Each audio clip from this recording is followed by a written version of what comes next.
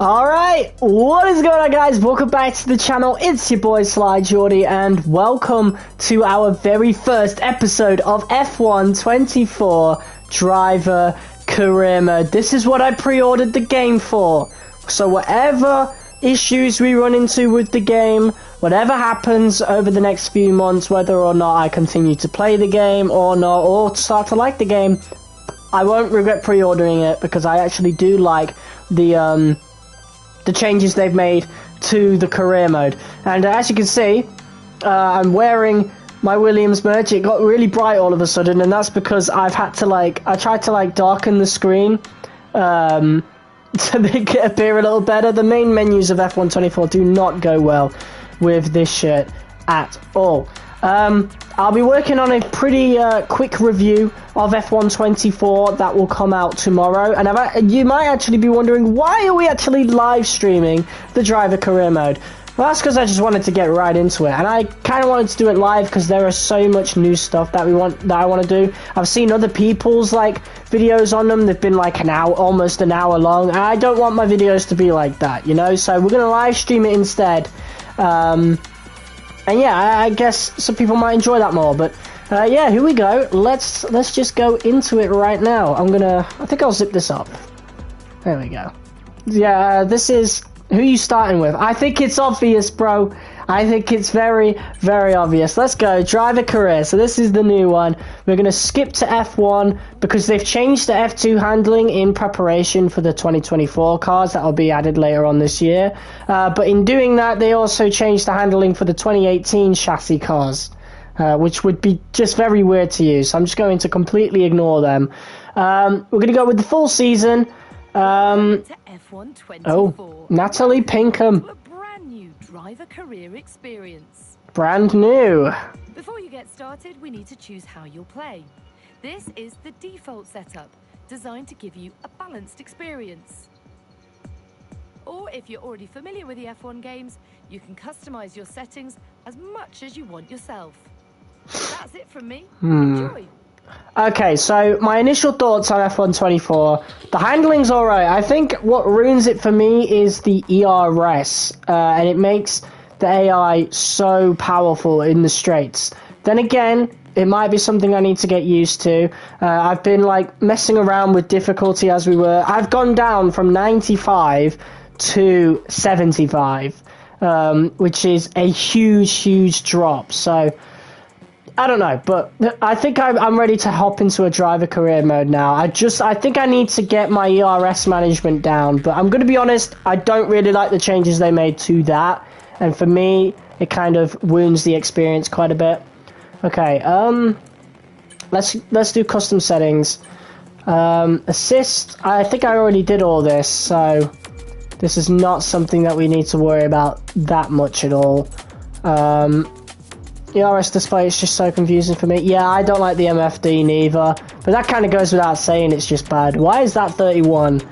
Right, we're going to put this to 75, I think. To be fair, actually, we were doing 80 for the most part yesterday in last night's stream, but we could also we could start 75, but I've been fine with both of them, to be honest. So I think we're going to go with 80. Okay, simulation settings should be next. Let's do, the tire temperature, the surface type, realistic. There's also simplified,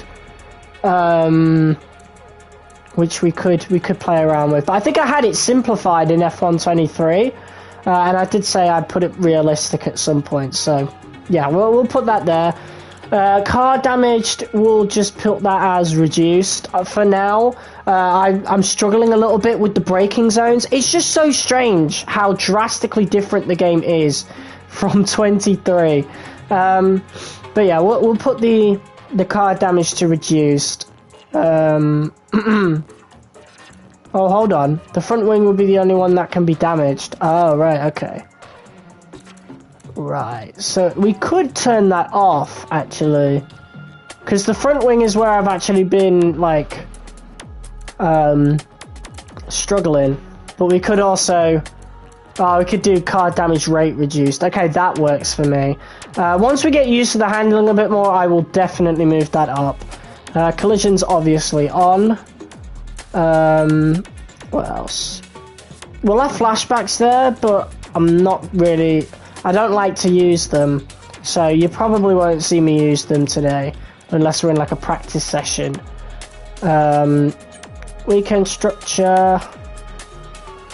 Okay, so we're gonna have this medium.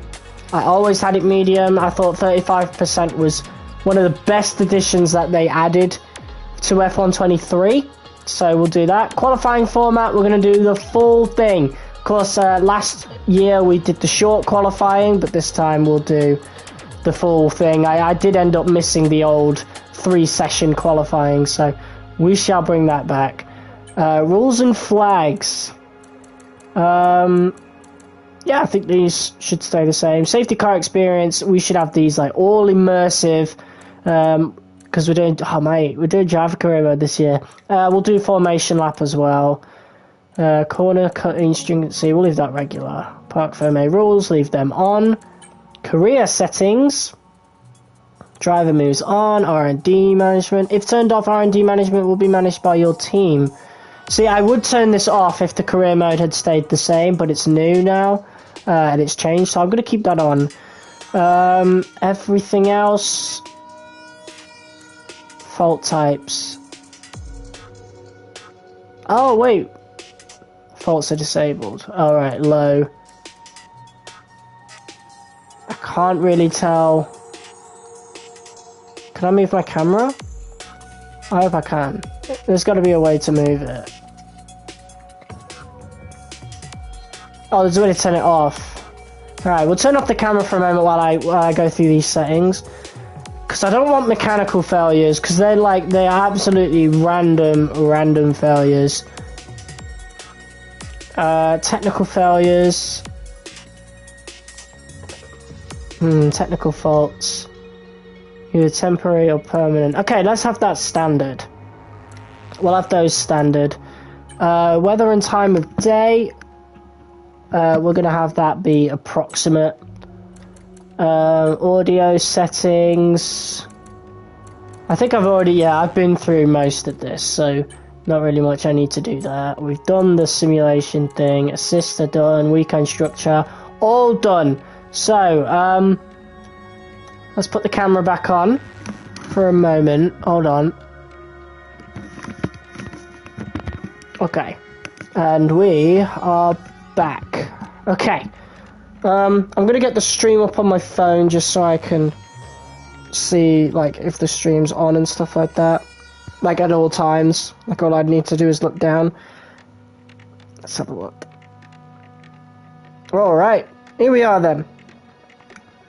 Let's go. But yeah, I'll upload a video tomorrow basing my full initial thoughts of F1 24. An early access review, if you will. Alright, confirm settings. Here we go. So you could be an official driver this year, that's new. But we're going to be obviously a custom driver. So yeah, let's make our guy for this year. I don't know where my avatar is as of now. There he is. Country and region. I wish we could just make our own. Like, they really need to expand on this. I will say this though, they have absolutely ruined customization for this year. And I'm actually going to put my real last name for this time, since we're doing a driver career mode. So, there you go. There's my real last name. Initials. Usually I would go SLY. But we could go PAL. Yeah, let's do it. Let's do PAL. Boom. Audio name. Oh, I wanted to know what it would be like as standard. But I'm probably just going to go with the rookie. The rookie. Could go with the captain. A nice little reference to WWE 2K24.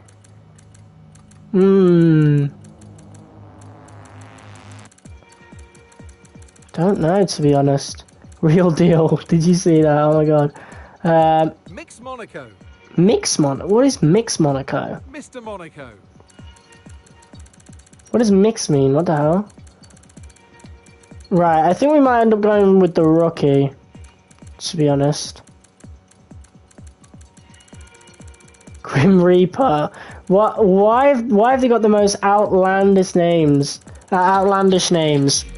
as choices? Black Mamba. Okay. Okay, yeah, we're probably gonna go with the rookie. The rookie. Yeah, we'll go with that for the first season, and then maybe change it to like the captain or something. You know.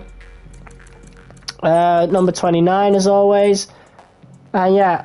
Hey, I'm Elena. I'll be your agent for your sure-to-be legendary career in Formula One. We have an agent! Now that we've introduced ourselves, you'll see that you now have a set of driver ratings. These will be tied to you for the entirety of your career and will track your progress. As you perform well out on track, these ratings will improve and feed into various other areas of your journey through F1. We'll cover each rating in more detail later. Right, okay.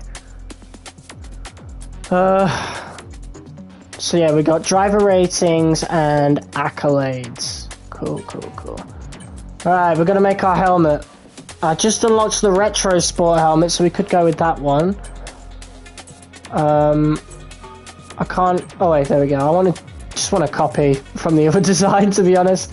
So yeah, this is the helmet that we're using for Season 1. But yeah, these customization options are awful.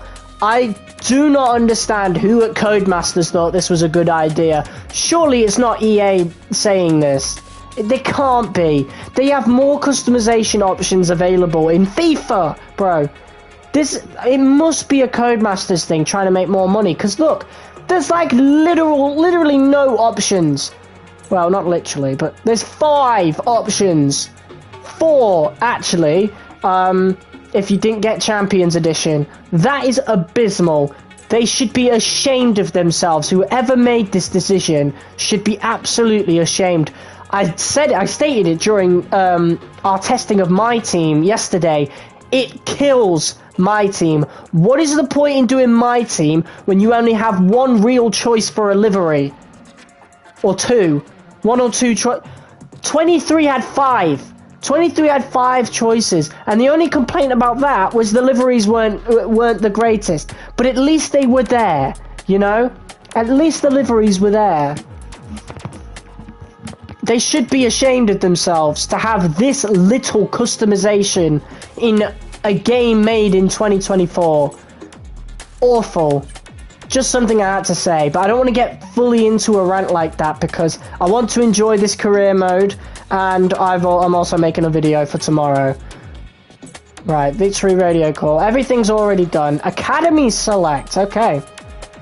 This is the academy where your driver got their break. Choosing an academy will improve your recognition with the associated teams, meaning you will have more say in car development. So we have Mercedes, which I do have a Mercedes logo on the Williams, and the Williams is there with Aston Martin as well. Even though Williams do have their own driver academy, I'm pretty sure Aston Martin do as well. We've got the Ferrari one with Haas and Kick Sauber. We've got Red Bull with VCarb, Alpine on their own, and McLaren on their own. Why do McLaren have their own driver academy, yet Williams doesn't? Everybody else is with Mercedes. What is the point in that? McLaren is a Mercedes-powered car. So if you're going to have Williams there, then sure, whatever. Guess we're going with the Mercedes Driver Academy. Alright, and that's it. Here we go. Working closely together to get you the best deal possible. So, decision time. Who will you drive for this season? Tough choice, I know. On this screen, you can view all the available teams. I do wish there were some limitations. I know in the earlier F1 games it was like that, where you couldn't join the top teams yet. I missed that. That should come back. Opposite this, you can see the current. Have everybody start from the bottom. Because Arav has started his career mode in McLaren, bro. He'll be fighting for the title first season. Just whatever. The team will use to determine how much R&D responsibility you were given. You will be compared against your teammate, and resource points will be split accordingly.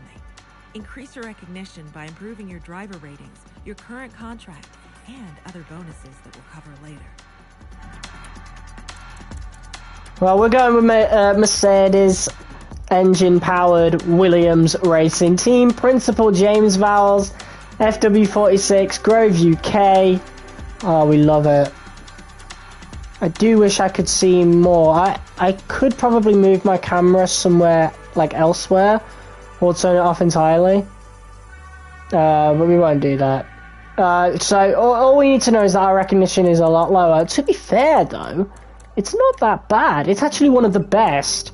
It's actually one of the best ratios. The best one would be at VCarb, for some reason, against Yuki Tsunoda, which makes no sense to me, but... Right, let's go with Williams. I don't know where we are in R&D. Oh, we're actually quite far up. Obviously, this is going to be updated very soon, as that's not what it's like in real life right now, but to start off with, we're one of the best teams there. Like, the 6th best team, because Alpine got moved lower because of how bad they were at the beginning of the season, so that's not bad. Who would you like your teammate to be? You can view both of the current... Right, so we could go Logan Sargent and make things easier for us, but obviously that's not realistic, so we're going to go with Alexander Albon. Bit of a more difficult driver to beat, but I feel like we could get it done. We're going to be lead driver by the end of the season for sure. Alright, here we go. Without further ado, let's confirm these settings and finally begin our driver career series. Our very first driver career series. This is awesome. I cannot wait. And here we are in Monaco.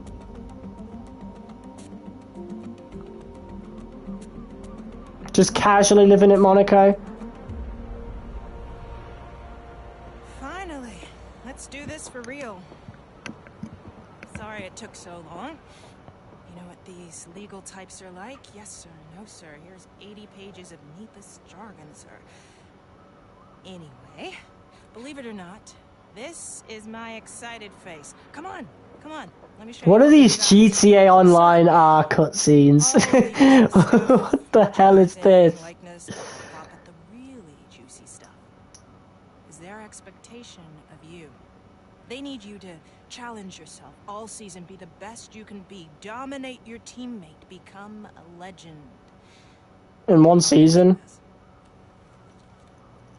Now, it's over to you. So this is negotiating our contract with Williams, of course. Okay, here we are. It's contract time.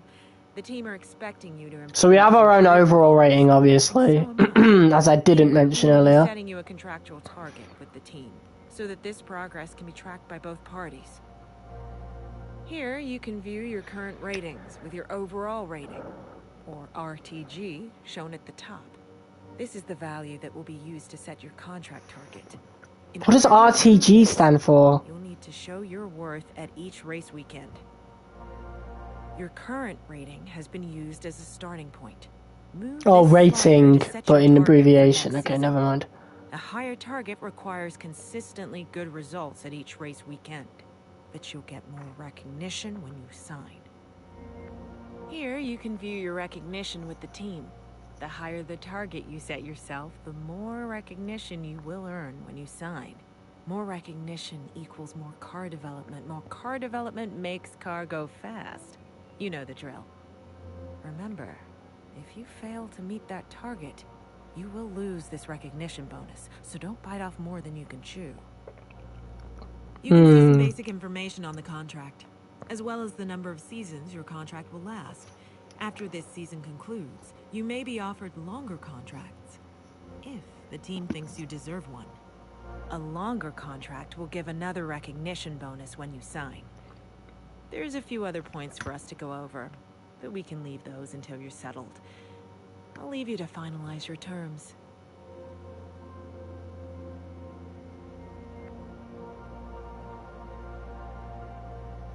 Okay.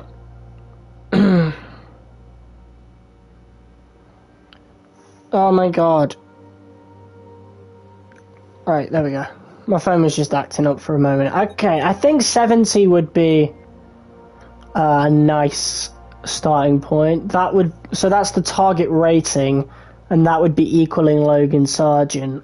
realistically, they would want us to be better than Sergeant. So 75 would be, you know, but I don't want to do that. We'll go with 70. The recommended is 69. I think we can go a little above that. So we'll go with 70 and try to match Logan Sargent's rating. You know, I feel like we'll go over 70, obviously, but I don't exactly know how the game works just yet, so I don't want to bite off more than I can chew, just like it said. Right, and here we go, sign the contract, and we can do contract lengths now, and obviously we only have a contract for this season. Williams are desperate to find the right driver to go alongside Albon, and so they're only giving us one season just in case it doesn't work out, and we gotta drive well to secure a longer contract. We're signed. We are on the Formula One grid for 2024. That sounds awesome to say. Time to go crush that target. I'll see you soon. Sure. Okay.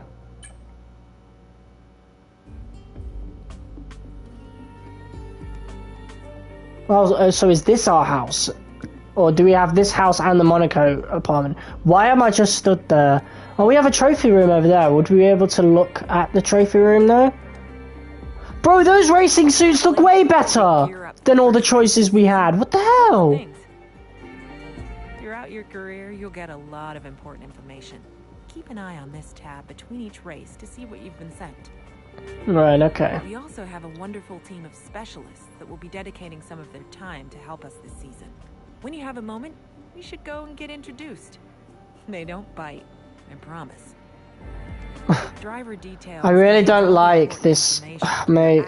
I don't like this agent. She's really and driver ratings. Generic. Keep an eye on it throughout the season. Very generic. Like you could find her in Forza. Not you. Ugh. When you're ready, come and see me over in R&D and we can chat about the development of the car. See you soon. Not you. Career mailbox. Yes, I know how the mailbox works. Oh, James Vowles. They actually have his model in the game as well. I've actually seen him in game, so that's dope. Team of specialists. And there we go. Intensity regular right now. And we got standard driver rating rewards. Teammate rivalries are ongoing. Hi Geordie, Alexander is now your teammate, and while you need to keep it professional on the track, it also wouldn't do any harm to show the team who their #1 driver is. Oh yeah. The menus are kind of cool. I do wish we were wearing our helmet instead though, not gonna lie, because I'm not the biggest fan of the F1 character models, so like generic character models, so I would much rather be wearing my actual like racing gloves and helmet. Your specialists are I'm not the biggest fan of the menus, but it's nice to have a change, okay? I'm not going to complain too much. They will offer you goals to complete each race weekend. Completing these goals will increase your relationship level with a specialist. When that level increases, you'll get perks that improve their area of R&D. Yeah, so all this dialogue is... Shut up! Shut up! I'll figure it out. So all this dialogue is probably why a lot of YouTubers' first episodes were so long, and that's why it's a good decision that we're actually live streaming it instead. Alright. Leaving in 3 race weekends. Visit this specialist to select a goal. Okay. Each specialist will have... Shut up! You do not need to tell me this. I can literally read these words on screen. Participate in or skip 3 sessions during the race. These are the easiest goal availables ever. Right, we'll just do complete the race weekend. And can view this during the weekend.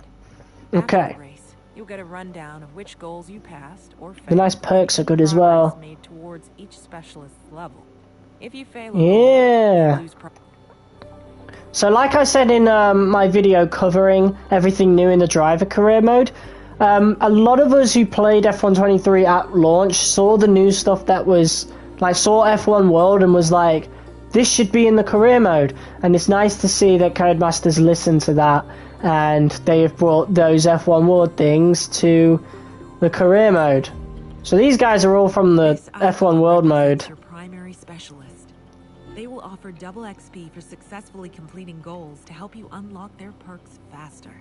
You can choose any available specialist to be your primary, and change this right up until you enter the first session of a race weekend. So they got it in different colors. So this one would be the one who makes the upgrades, right? Failure chance of upgrades. So reducing the chance of manufacturing issues or errors. Okay, and then we've got the wind tunnel engineer, so the aerodynamic guy, the powertrain guy, the chassis guy, the durability guy, and the practice program guy. Okay, I like that. That's really in depth, or at least it looks like it should be anyway. So that is exciting to see. Welcome to your contracts hub. Here, you'll be... Shut up! Just shut up! I'm sick of this dialogue, bro. It gives you the chance to turn off tutorials in MyTeam. Why can't I do that in Driver Career? Let me figure it out at this point. Here, you can review your... Oh my god! Review your current contract target and set something lower if you're struggling. Ah, okay, that's nice. Shut up. I really don't need... On a long-term deal, you can break your contract. As you might expect, teams do... Oh, hello. You'll be free to join another team at the end of the season. Oh, so you can change your mind at any time if you do sign a multiple-year contract. Wow. Other teams may think slightly less of you. You will be unable to renegotiate with the team at the end of the season. If there is time, security meetings may be offered to you. Security meetings, secret meetings. Dope. That is, I really love the contract system that they've added here. That is really nice. Oh, so we just need to stay at our current rating. Oh no, we have to be at 60 to retain the seat. So our rating can go down, funnily enough. Oh, that is daunting. So we need to... Okay, don't you dare. Shut up, Mark. I don't need you to talk to me about R&D. This looks very familiar. Oh, hey, we got there's a list of upgrades for different drivers. Oh, I wish I'd listened to the tutorial now. Hold on.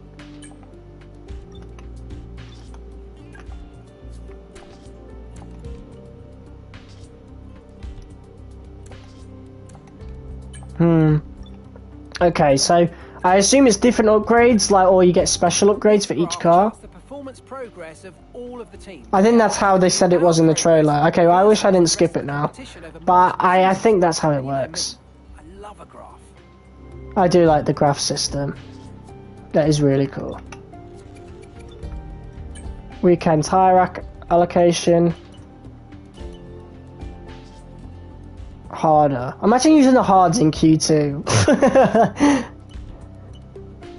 Okay. Softer's probably our bet. Yeah, I mean, why would you have a medium tyre in Q2? Come on. Yeah, I'll have a softer tyre allocation. This is our vehicle, engine units. And the standings. We're gonna see our name right at the bottom. There it is.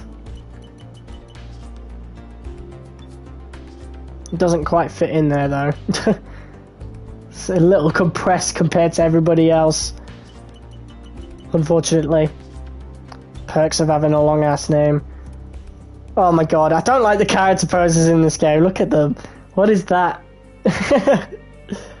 That's better. That's way better. Yeah, so it looks very familiar, but also very new at the same time. I like that they've built off it instead of just changing it entirely. But I also would have liked that they changed it entirely if they did that. What's up, Formula Cryptic? Alright, let's advance time. We got weekly resources coming in. New season grid reveal coming up. Here we go. This is new.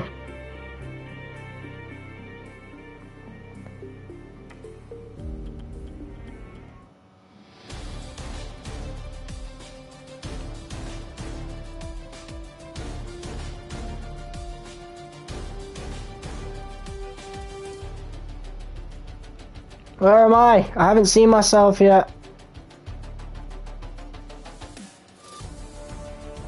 Stop showing the big teams. I've seen Ferrari like 5 times. There I am. Awesome. Bottas looks great in this game. I mean, they already updated the character models. Oh, I forgot to say, I never mentioned it, but they tried scamming people with this game, with the graphical comparisons of the characters between F1 23 and 24, and they put screenshots out that had F1 23 at like really low settings. For those of you who are watching the stream right now, I don't recommend buying this game right now. To be honest, I would say stick with 23, just for the various things that they're trying to take advantage of. It's not a bad game by any means. If you really want it, then yeah, sure, you're not getting a bad game. But in the case of like morality, yeah, just I don't know. Indications from testing suggest the car has decent pace, but I expect us to be somewhere around the middle of the field. Over the course of the season, I want us to be the best of the rest, and even starting to challenge the front runners. Awesome. Imagine that, bringing Williams that far. Could be really cool. Anyway, Bahrain International Circuit, let's go. Hopefully we've got a little cutscene from Natalie Pinkham.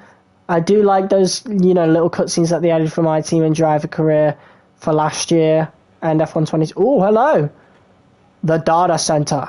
I'm getting that shirt soon. I would be wearing it right now, but I forgot I needed to pick it up from the post office. It is a really nice shirt. I'm wearing the last year version, but it is really nice. I like it. Oh, that's so cool. Oh, they brought it back! They brought it back! Oh my god! I can see my teammate! They brought it back! Oh my god, that was something I really missed going from F1 2020 to 23. Was like just seeing my teammate at the opposite side like you would in the older F1 games. Oh, yes! I think it was like this from 2019 onwards, or was it 2020? I don't know. When did they add this particular room? Not this particular room. When they added like where you could see them out front. I know it wasn't 2016. It might have been 2017. No, it wasn't 2017 either. It was It must have been 2018, surely. But they brought it back. I can actually see my teammate over there. This is so awesome, man. I'm so happy about that. It's such a small detail, but it was definitely something I really missed. Oh, mate. I'm well happy about that. Okay, so we can still see our stats up top. We have to do practice 1, which means there's going to be a cutscene. Awesome. Oh my god, the big heads. That looks so goofy. I wonder who that is in real life. I wonder how he feels about having his head like that. Oh, man. Okay. Hey, mate, Mark here. Thought you might be sick of me being in your ear all the time, so I'm emailing you instead.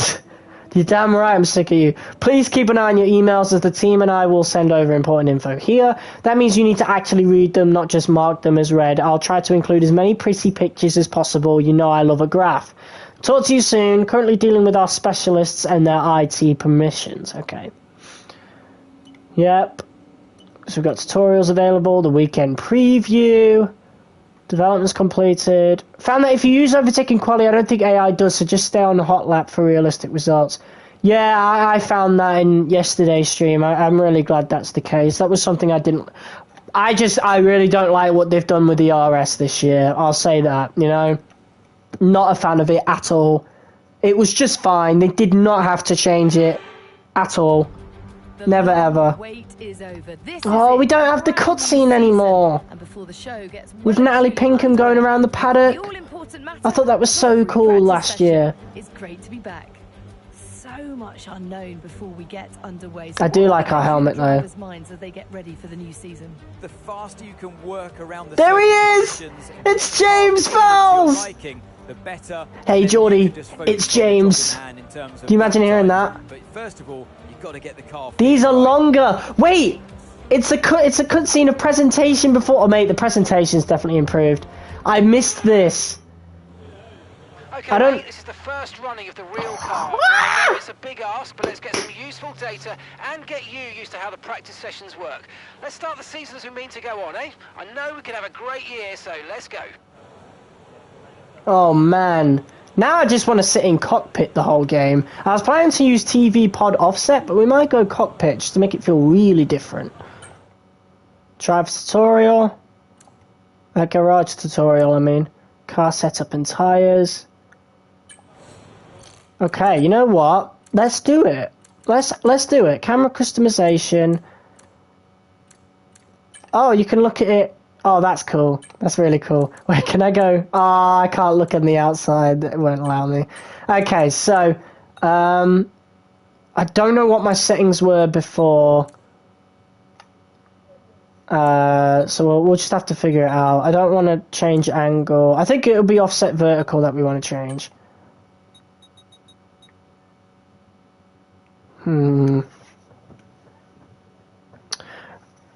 I think that's fine for now. We'll put the angle down a little bit. I don't know. Mate, okay, I think that might be a bit too high. We'll put it on 5.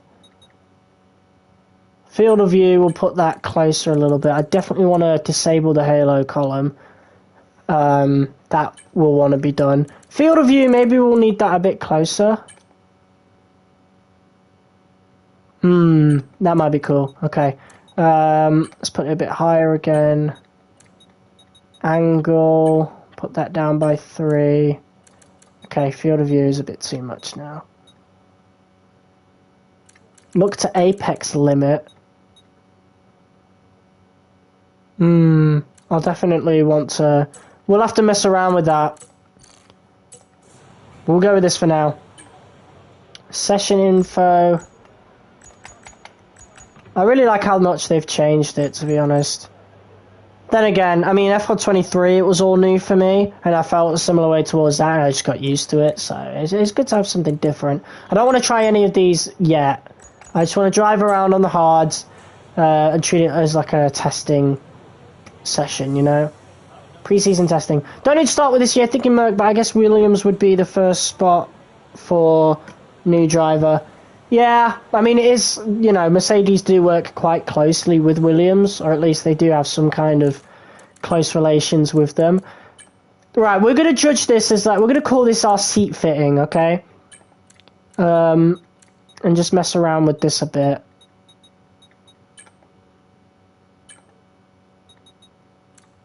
Okay. Offset horizontal. Definitely move that forward a bit. Put the field of view back. Oh no, I don't want to change the offset horizontal too much because it can actually start clipping into stuff. Mirror angle. I can't actually see the mirror, to be honest. Near clip plane. I don't know what that is. Right, we'll put the angle at like... Alright,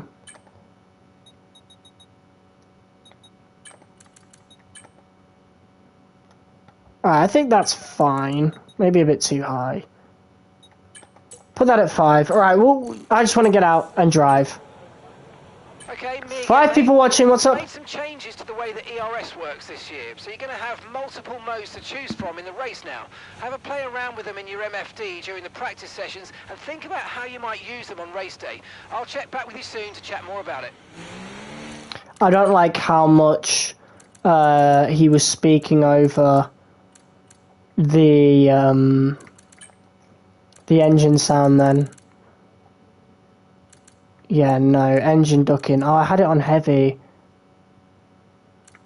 Yeah, we'll put that on light.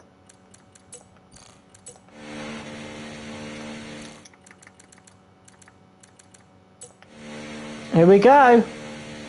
There's a little piece sticking out, just floating on the halo column. I think it's cool how you can be an official driver this year. Yeah, that is definitely very cool. I'll definitely play some of that on my own. I know Tom97 went for the Hamilton career, which I'm not interested in at all. Yeah, there's a piece floating. Can you guys see that next to the halo column? What is that? That's really distracting. I don't like that. Is that always there? Oh no. No, it's not. It's not there, right there. Okay, let's go into the camera mode. What is that? Can we see that here? We're already running into really weird glitches. Right, where's zoom?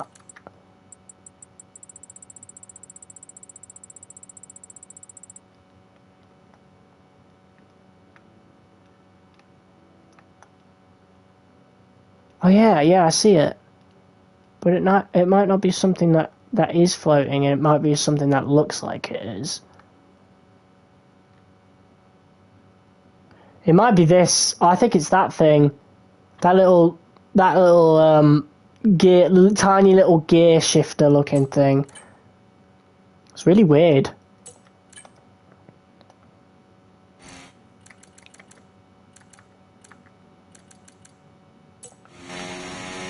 Yeah, okay. At least I know what it is. Definitely very weird. Do you like the new handling system? It's alright, you know. Something we're definitely getting used to.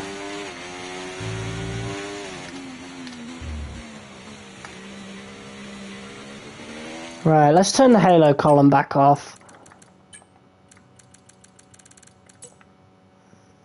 For sure. I'm gonna... Okay, whatever. Look at the new Williams steering wheel. Oh, we've got the MFD in cockpit cam now. I didn't check that. But we'll obviously need that for ERS stuff. I like that, because that was definitely an issue I had before in previous games. I think you could put it there, but it wasn't there by default, but now it is, so that's awesome. But yeah, it feels fine. I do like the handling. It's a bit more stiffer, and I do prefer 23s, but that wouldn't be a reason I wouldn't buy the game, and it's not one of the negative points for this game. I think the hate for the handling has been completely overblown. I didn't like it at first when I played the first beta, but I not immediately, but I gradually started to like it as I was playing, so that has never ever been an issue for me. The ERS system we're going to be on the MFD all game for this.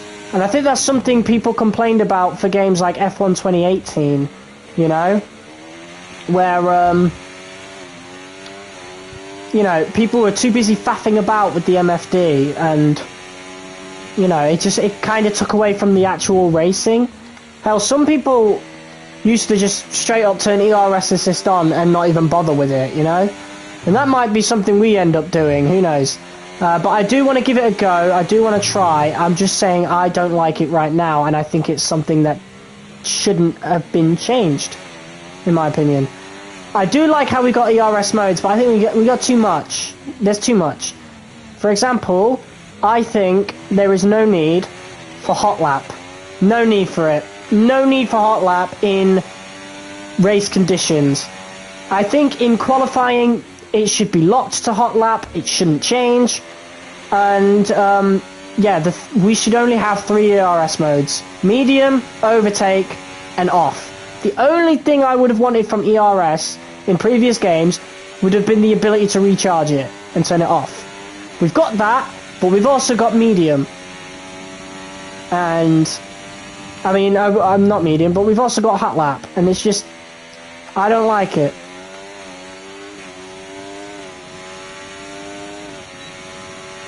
Overtake burns a lot this year. Yeah, let's do a hot lap. I do like the engine sounds. I think they're definitely better.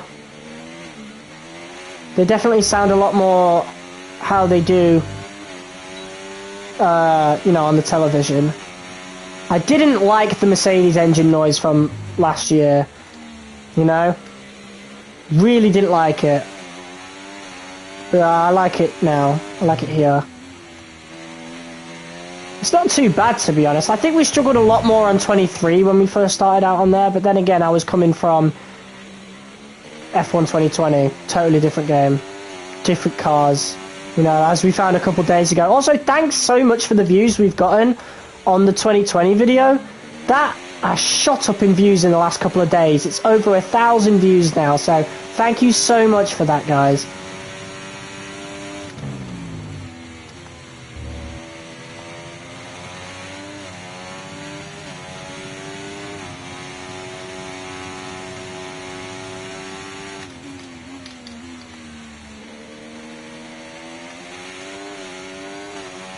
There's no deploy used anymore. Well, I think that's what the yellow bar is, or is it the green bar? I'm so confused.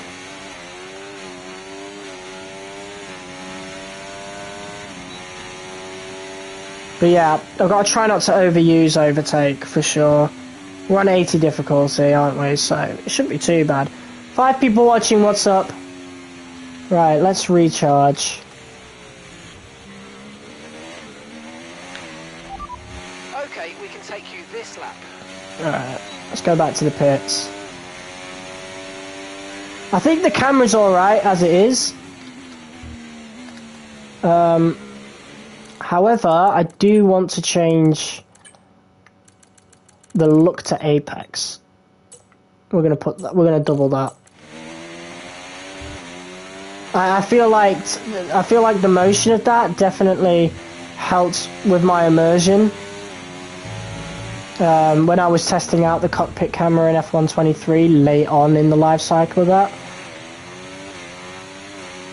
But yeah, look how quickly our ERS recharged there. I like it in principle, but in race conditions I haven't quite figured it out just yet. However, we have only played 5-lap races and quickfire 3-lap races, so it could be drastically different in 35% race conditions, you know? So that's something we're going to find out this episode. This episode is going to feature the very first long race that I'm ever going to do on F124. So yeah, but so far the handling, I have no issue with it, you know? It's stiffer, it's more challenging, and quite honestly, I did say it towards the end of 23. I was due a change, you know? That we're gonna have to watch. I've turned pit assist off and stuff now, so that's something we had on for F123. So we don't have that on anymore. So that's definitely something we're gonna need to get used to. Oh mate, listen to the sounds. Like, we've gone cinematic sounding this time. In 23 we had it on driver audio. This time we got cinematic. Because I tested out cinematic on 23. I found it was so much better. But bear in mind, that was like a couple weeks ago when I found that out, and I was gutted. Because I wish I had it on throughout the entirety of our MyTeam series. Alright. So, I definitely want to work on car setup and mess around with that for a bit. I still want to use our hard tyres. I'm going to do all 3 practice sessions. So we will be testing out all the tyres. Engine braking is definitely something I want to have a look at. So, oh, wrong button. Sorry about that. What did that do on the stream? Are we good? Yeah, okay. Right, I'm going to turn off the camera just for a second. Okay, engine braking controls how much resistance is given by the power unit when off throttle, and can be used to adjust chassis balance and energy harvesting through the MGUK. More engine braking will increase oversteer on corner entry and will harvest more energy while coasting. Less engine braking can make the rear axle feel more stable while reducing the amount of energy harvested by the MGUK. Okay, so I think I'm going to put this up to 60 and see how that feels. What about this one? Differential. Adjusting the car's differential will affect the way power, because this is completely changed. It never used to be as low as 25%. Adjusting the car's differential will affect the way power is transmitted to the rear wheels. An unlocked differential will allow the driven wheels to turn at different speeds, whereas a locked differential forces both driven wheels to rotate at the same speed. Advantages of a more open setup are less tyre wear and a more gradual transition of traction loss, whereas a more locked setup may provide an advantage in outright traction. Right, I don't really know what to do about that. And yeah, we don't have any like custom setups yet. I took a lot of my setups for the MyTeam series from racinggames.gg, just looking up F123 setups. But for this first episode, and I think for the majority of Season 1, I didn't do a lot of setups. So, yeah, definitely. I think that's something I kind of want to stick to for Season 1, is to just try and figure out my own way with setups, you know? And if we're still struggling by the end of Season 1, then we'll start taking ones from online and working from there, working from those bases. Setting brake bias to the front increases. Yeah, I definitely want less front brake bias. I always put it at 50% towards the end of F123 because braking got really difficult with the maxed out MyTeam cars. Well, it didn't get really difficult, but it got considerably more difficult to slow down the car, and we ended up crashing into the back of some guys towards the end of that career mode, especially in Season 4. So, since it feels quite similar here, I'm definitely going to put the front brake bias to 50% unless, you know, otherwise. I've always put this at the lowest tyre pressure, to be quite honest with you, so I am not changing that. Okay, let me put the camera back on. And, yeah, I think we'll have a little drive. I think we'll put the front wing aero up a little bit. I want to feel a little better coming out of going into and coming out of corners. So yeah, I want to set the angle a little lower.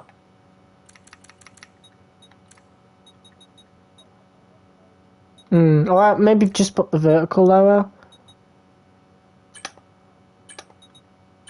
and put the angle there. Yeah, okay. Let's have a play with that. Right, let's go. Standing by.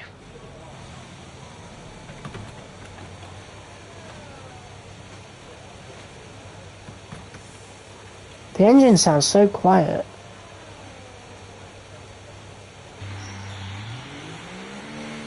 Why is the engine so quiet? Is that just because it's on cinematic audio or what? It never was that quiet. I remember one of my favourite parts of coming out of the pits is the engine. I still had the pit limiter on. That is definitely something I'll need to get used to. Alright, let's see how the car feels now.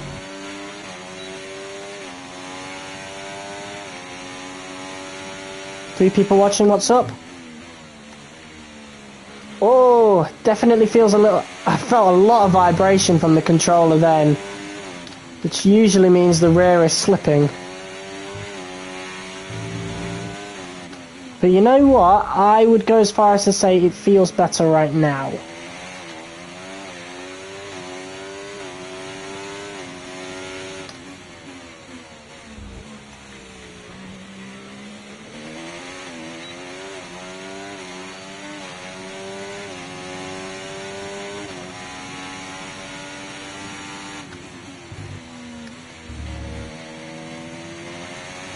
Honestly, do you even see your legs this much when you are racing? I don't think you do, so I think we could put the thing back up, to be honest, the angle.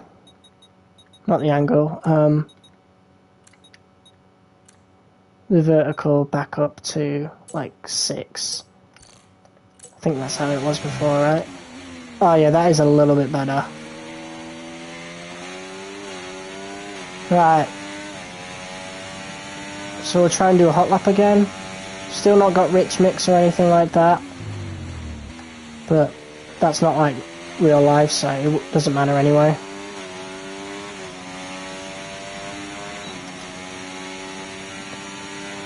Oh, we're quite a bit slower. Look at the delta. But if it feels better, then, you know, I'm not going to complain.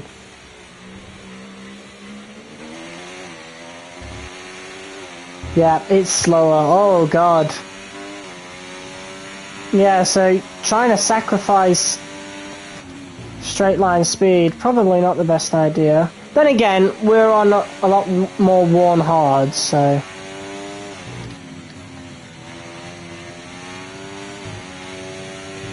Oh, look at how much time we're gaining now, though.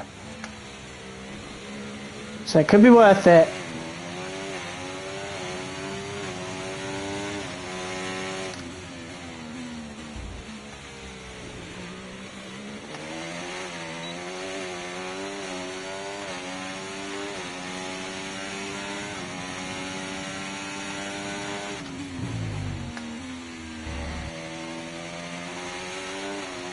Yeah, it's not that much faster, but then again, these tyres are a little more worn than that initial fastest lap.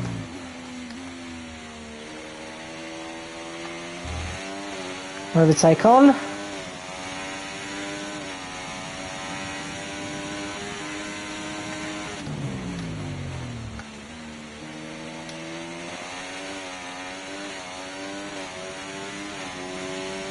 Yeah, so ultimately slower, but really not by much, so I think it's very much worth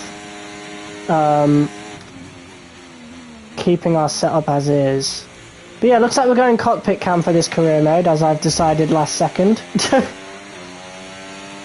But I originally was going to do it in TV pod offset.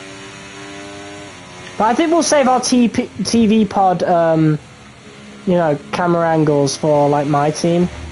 But I'm going to be honest, guys. I was already debating whether or not I was going to do MyTeam this year anyway.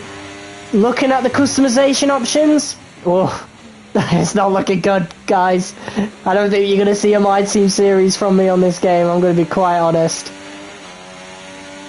You have more chance of me going back to F1 23 for MyTeam content, and we finished that. So, yeah, no chance.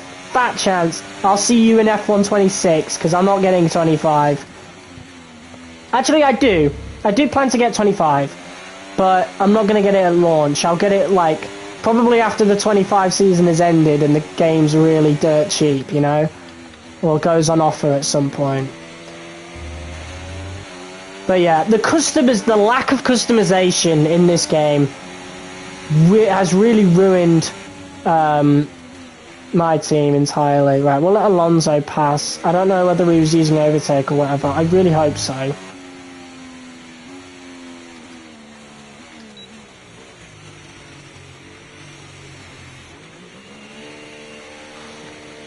Oh, tyre wear. Oh, look how much tyre wear we got on the left.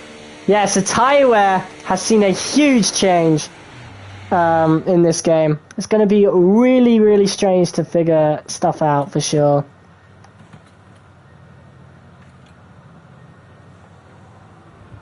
Oh, man.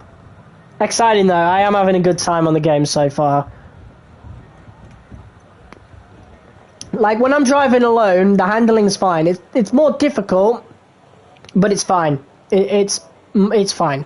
I don't really have any complaints about the handling, to be quite honest. My complaints going to the actual racing and the ERS. I think there is a problem with straight line speed again. Again, this game is made by the same creators of F1 22. And honestly, I'm at a point where I might skip whatever game's made by these guys. So I might even see y'all in F1 27, you know? Because this is 2 games in a row now where there have been genuine problems with the gameplay. Then again, I am 99% sure if we went to F1 22 right now, I would probably enjoy the game. Because again, my problems aren't with the handling. My issues are with the straight... Yeah, but the straight line speed issue was a thing in 22. But then again, the ERS wasn't that thing, or whatever. We'll figure it out. But so far, I am enjoying it. I do believe that 23 is ultimately the better game, though. So if you do value my opinion, I would say stick with 23. It's a perfectly fine game. The teams are all the same anyway. So you're really not missing out on too much, especially for how much the game's worth right now. You know, I'm in a very privileged position where even if I didn't like the game, all I need to call it is like a waste of money, and it's not like, you know, it's not hurt me or anything, you know. But yeah, definitely, if I was in the position I was like a couple of years ago, where I'd only get like 1 or 2 games a year, 2 at a push, I would definitely probably be regretting the purchase. Because, yeah, other than the driver career mode, like, take out the driver career mode, it is not worth it. Not worth it at all. Not even close. You know?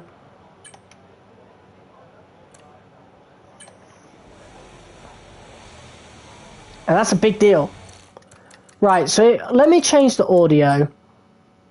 So we're going to go to driver.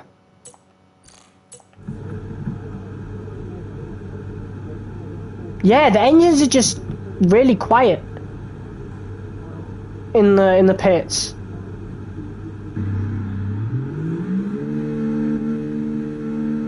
Oh, it's really muffled. Oh, I've heard some complaints about the driver audio. Oh, that's awful. Oh my god. I don't even want to play that. Jesus, no.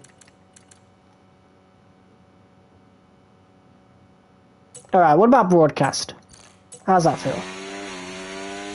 Nah. I think I like cinematic. I think they're very similar anyway. But that is awful. The driver audio is really muffled. What have they done there? Actually, what have they done there? But I do like the cinematic one because they're adding more elements in.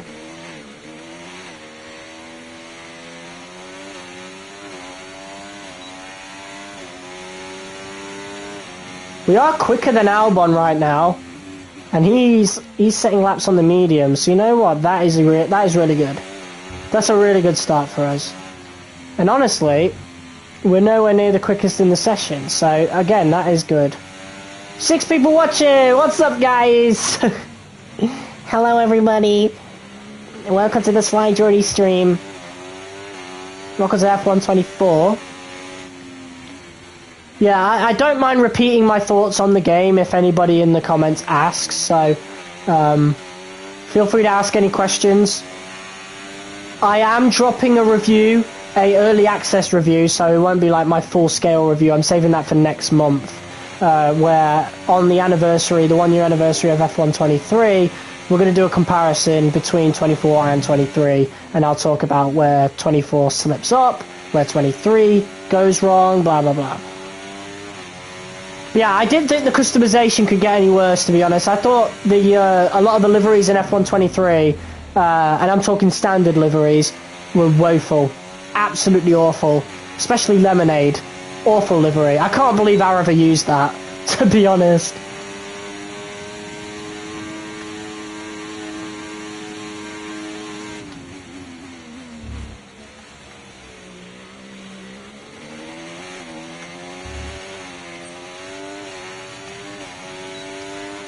Alright.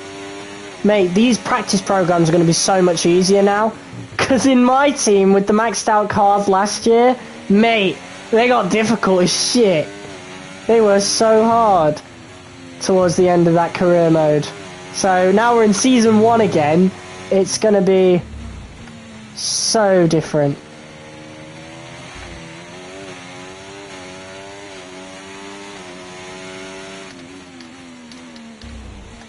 Mate, oh yeah, this is also my first experience of the F1 game on next gen, or on the current gen. I did play F1 23 on the PS4 version throughout the whole year, so I didn't really need to, I didn't have the adaptive triggers or anything like that. So, this game's my first experience of that. Although it doesn't feel too unfamiliar because, again, I played Beta 1, and I played it a lot, like every morning before work.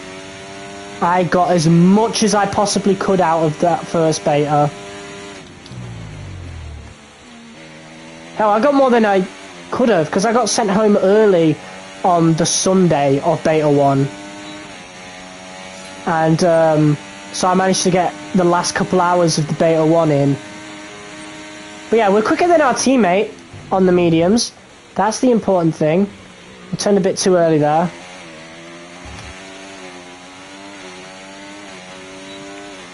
Yeah, we've moved up to P10 in the standings. Slower than Guan Yu Zhou, but I think he's on the softs. Yeah, he is, okay. So I'm not too worried. We're not going to be testing softs until practice 2, by the way. Oh, we're not going to be able to finish the program. We don't have enough time. Have they changed the time limit for the practice sessions? I don't think they have. No, they haven't, because I did some extra laps on the hards, didn't I? So I don't think they have. This is so weird, driving a Williams with a different steering wheel, though. Well, not entirely weird. I did drive the F1 2024 preview cars, which had the MyTeam chassis in 23. I do like that new steering wheel, by the way, but mate, this one's totally different. So weird to see a steering wheel that says Williams on it, and it's not like the OG from 2 regulations ago. Oh my god. Right, I think all we need to do is finish 3 laps to finish the thing. So, don't need to worry too much.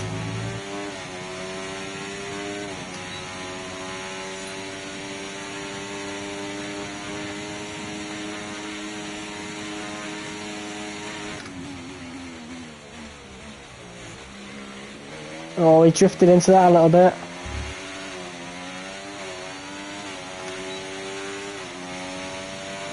Okay, I think I'm getting more and more used to the ERS management as we go, in terms of just like normal driving. How it goes in the race though is yet to be seen.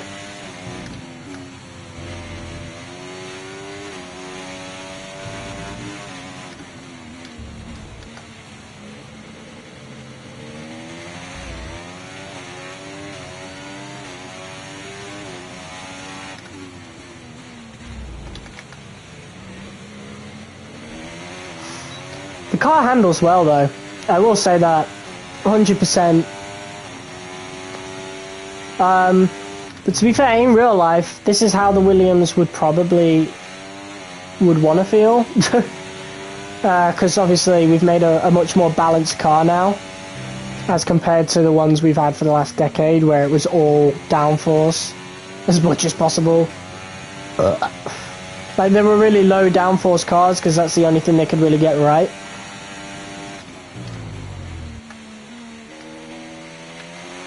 But yeah, we are absolutely nailing race strategy right now. Hopefully qualifying pace isn't broken. I don't think they ever quite fixed that in F1 23. That's why we never really did the qualifying pace program.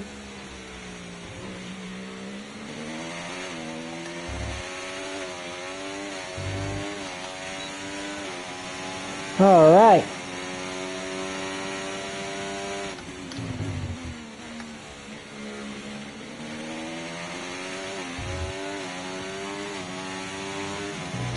If we're lucky, I think we might be able to get all 5 laps in.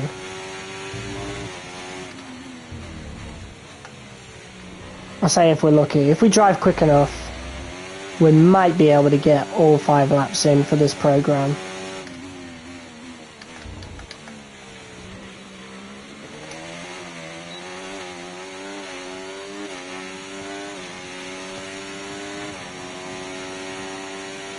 I don't like how Williams, like, we're sponsored by Puma now. I liked the Umbro gear. Hell, the Umbro made trainers, like Williams trainers, bro, and I own them. I own the Williams Impulsors. So dope. I got them on offer as well. I don't know how much they were originally, but I got them on offer for about 30 quid, which was great. And they are my new favourite shoes. I'm actually, like, really tempted to pick up actual Umbro Impulsors for work, because they're super comfy. Right, let's check tyre wear. Look at that! Wow! Look at the amount of tyre wear on those mediums. Oof. That is definitely going to be a big change to the races, for sure. For sure. And yeah, we're going to be able to get this last lap in, so that's good.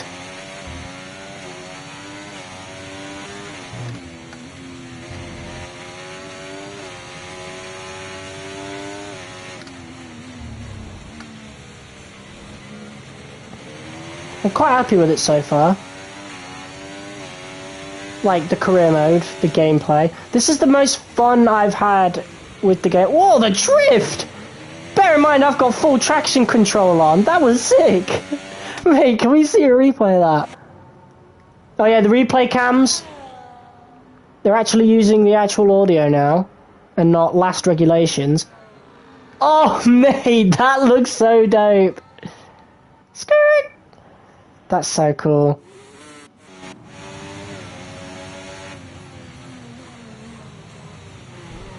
Mate, the drift. I mean, it's a lot more arcadey the way we were able to snap it back, which is why I definitely think 23's handling is better. But that felt awesome. when I did it. And I did it by accident, and I like that. I feel like you could lose control of the car a little more easier than 23. With full traction control, by the way.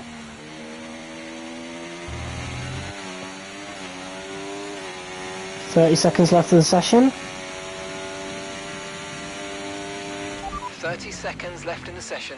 Yeah, I was wondering when that radio message was going to come.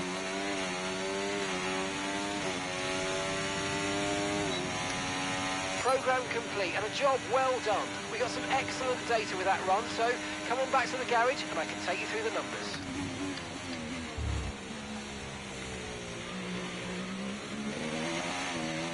Yeah, game feels good. Bear in mind, I'm on the controller using assists and stuff. But yeah, everybody who was talking shit about the handling, clearly subjective towards the wheel, you know, so... Which is still bad, don't get me wrong, but there's a reason why they're trying to appeal more towards people who, you know, are using controller, you know, with some assists and stuff, like... Because that's the majority of the player base, bro. You know? These sim racers, yeah, they're plentiful on YouTube, but they are the vocal minority, unfortunately. That includes me. Even though I fit into the, you know, the casual, like, I'm a hardcore casual for these games. Like, I casually play the game, but I play it so much that I can't be called a casual. Like, I put well over 400 hours into F123. But look at that tyre wear. Woo! Lots of it. I like that though. Understood. Stopping this lap.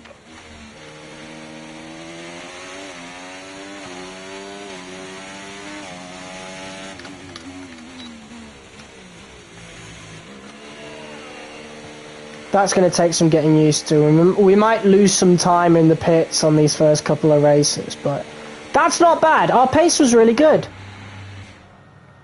You know, I was worried because, you know, in things like practice and qualifying, we might be like way better than the AI, and then when it comes to the race, then like we run into our usual difficulties. I really don't want it to be like that. I want to struggle, you know. Ideally, I get knocked out in Q1 or barely make it to Q2. Ideally, that's what I want. That's the type of racing I want for this first season. It was way too easy to get to Q3 in F123, hence why I moved it down to short qualifying in the first place. There was no point in extra editing doing 3 qualifying sessions when I'd just make it to Q3 every time anyway. And that's it. Practice is officially over. And I was not the quickest on the mediums. There is a solid 2/10 gap between me and Verstappen. But it might be further. Few lap times. Perez only did softs. Russell only did softs. Leclerc softs. Sainz softs, mediums. 132.0. So I think he was quicker than me. Yeah, I did a 132.1. 132.1. That's what we've got to look out for. Yeah, look at that. Lando Norris. Oh my god, 131.8. Jeez. And then Verstappen.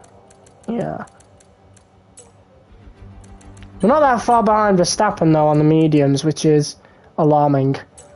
Because I feel like 80 AI difficulty seems perfect for me right now in races. So I really hope that's just like, you know, practice session thing. Max isn't pushing right now, but yeah, I don't want qualifying to be really easy and then the race be where it's at. Because then I'll have to like change difficulty for qualifying and then put it back for the race every Grand Prix. And I just don't want that at all. Okay, here we go then. We got practice 2. Goal active.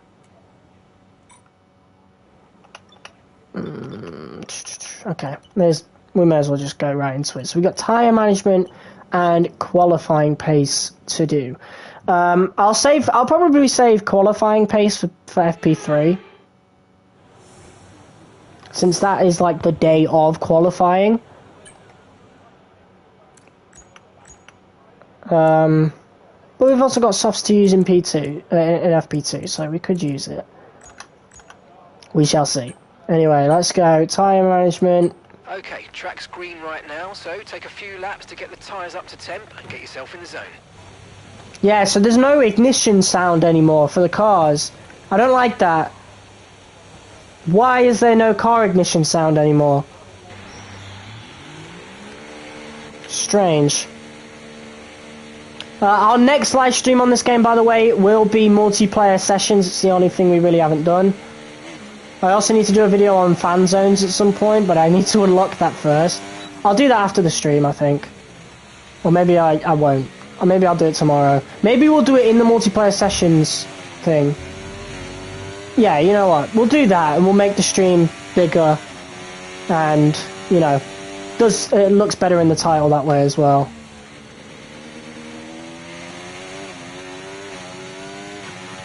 It's 9:52 right now. Nearly 10 o'clock. Yeah, we're only doing the one race. I know in like the MyTeam career episodes we did like, you know, 2 Grand Prix, 3 Grand Prix, but yeah, we're only doing the one here. And then the rest of the episodes will be recorded and edited unless I change my mind. I think the rest of the videos will be recorded and edited until we win like the Drivers' Championship, I think, and then we'll decide what to do from there. So if I still like the game, we'll do live stream episodes from there, and if I don't like the game, we'll move on. And we'll probably go to an older F1 game, maybe even back to 23, and do a driver career mode on that, perhaps. I don't know, we'll see. Maybe I'll put a poll up, but, you know, that's a few months ahead just yet, so, you know, it doesn't matter right now. Anyway, let's go.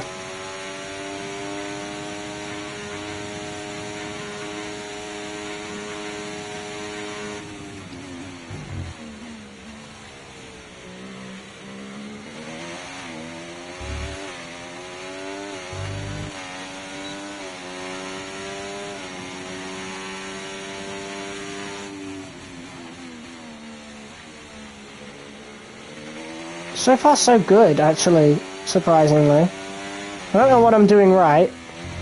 I don't know what I'm doing wrong, neither.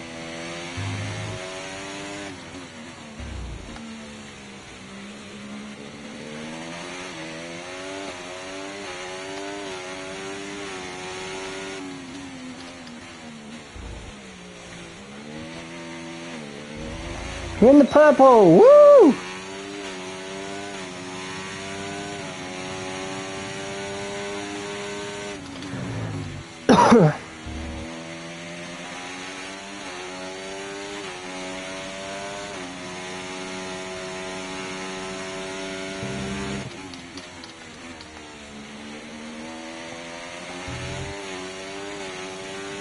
So yeah, I'll probably do that fan zones and multiplayer sessions episode on like Friday or something, since I do have that early access review planned for tomorrow.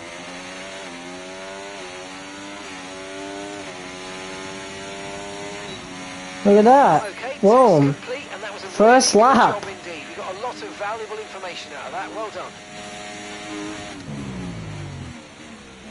How much fuel have we got? Quite a few laps. So let's do a few on the mediums.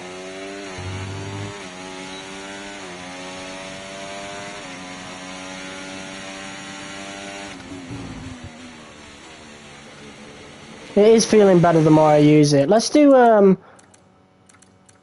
in TV pod offset. I've heard it actually, the handling feels a bit different in cockpit for some reason. Here we are in TV pod offset. I don't have the camera settings that I had in 23 just yet, because I did zoom it in quite a bit.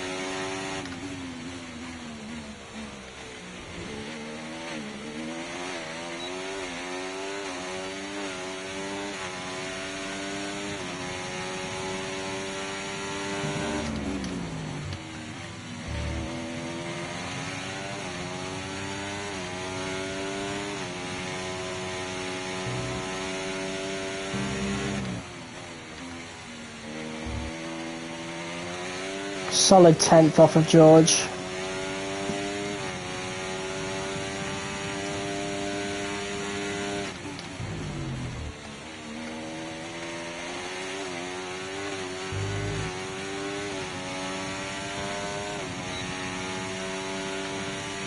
Hmm.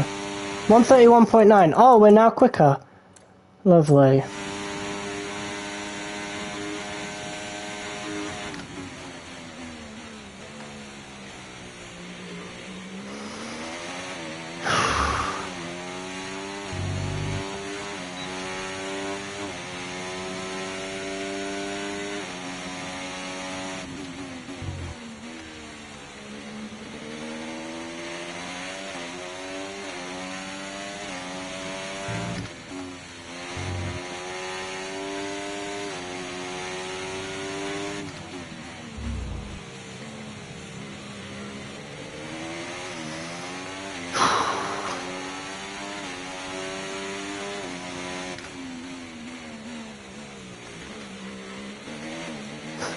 Felt like I completely slid through that corner. Wow. Jesus. Yeah, the handling ain't bad, it's just odd. It's the best way I can describe it. But it's not bad. It's fine. Fine and odd at the same time. Whew.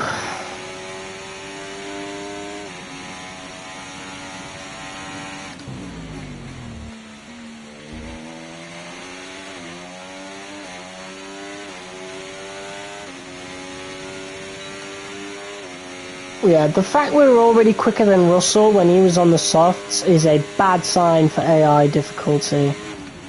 For sure.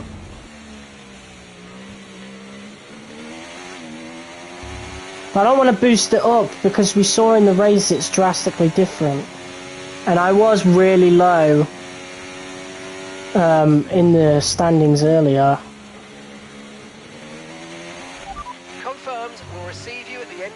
So that's the difficult thing at the beginning of these F1 games, trying to figure out what the ideal difficulty should be.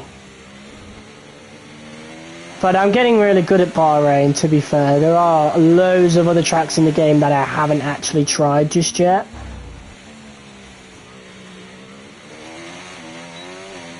But yeah, Hamilton's not even quicker than me on the mediums. Then again, we were using overtake for our laps, so that needs to be taken into account for sure. So I don't think I'm going to use overtake in FP3, just to see where we are in terms of the softs. Because look, we're already a second down from our laps. Pitting this lap then, come into the pits at the end of this. So maybe it's not as alarming as it seems, since we were using ERS.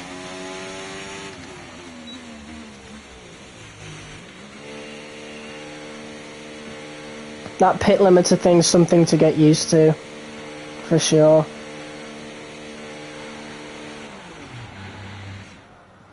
Alright, so we're going to remain top of the leaderboard for a while now, but that's purely because we've been using overtake. So that's just something we can't avoid.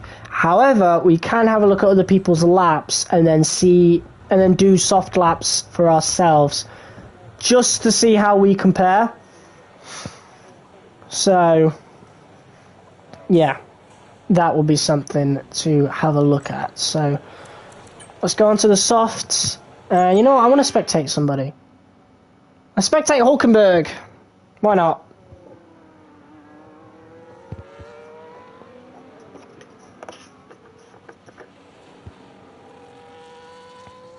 Oh, one thing to also note, if you didn't know, since we found out last episode, the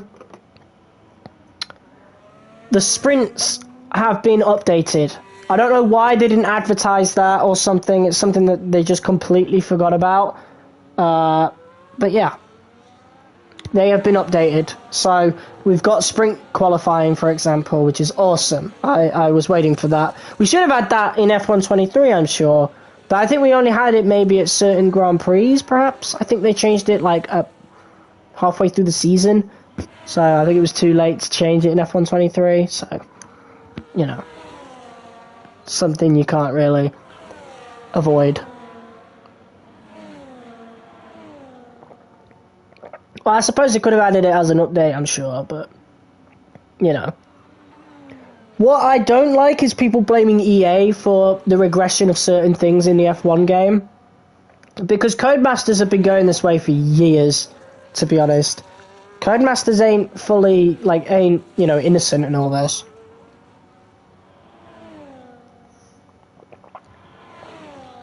As far back as F1 2019, I'm sure, or was it 2020, they had the podium pass. They were adding, you know, car liveries and stuff to the store. Like, that wasn't an EA thing. They've been doing that since before EA bought them. So, all the blame shouldn't really go towards EA. I think some of it obviously, but, you know, I don't know. You look at other EA games, they allow more customization. You know, there's absolutely no excuse for the lack of customization in this game for driver overalls, for car liveries. It's killed MyTeam. Nobody's going to want to play MyTeam right now, you know, with the livery choices. They're not the worst in the world. There are a couple of good ones, I will say that. I do like Old Glory, for example, but there's not enough variety. And if you don't like Old Glory, there are going to be players that genuinely don't like any of the liveries. And quite honestly, yeah, that's fair. Why would they want to play MyTeam? It's like they're really trying to direct everyone towards driver career mode. So then why not just scrap MyTeam altogether? If you're not going to put any effort into it, just scrap it. And then use that development time to add even more content to the driver career mode. And then bring back MyTeam improved at a later game. Is that so difficult? Mate, why did Arava start with McLaren? Why would he do that? He's going. I did say it earlier. He'd be fighting the championship at the beginning of the season. So, mate, there'll be a lot of people starting with V-Card though, especially since they now look like Toro Rosso. But mate, what is that lid on the Halo? I know Ferrari used to have it, but RB have never gotten rid of it. AlphaTauri, Toro Rosso, whatever, they've always had this little lid on top of the Halo. Why? Surely that adds more weight onto the car, right? Surely they could just remove that and it would be quicker. It's a nice little overtake. Lance coming into the pits. And it was Max Verstappen on Yuki Tsunoda, the reigning world champion. Got Oscar Piastri in the McLaren, and this is the Kick Sauber. Cool, cool, cool. I want to wait for everybody to set their laps, and then I try to beat what they've done. Well, see how we compare. So, I'll skip ahead. Few minutes.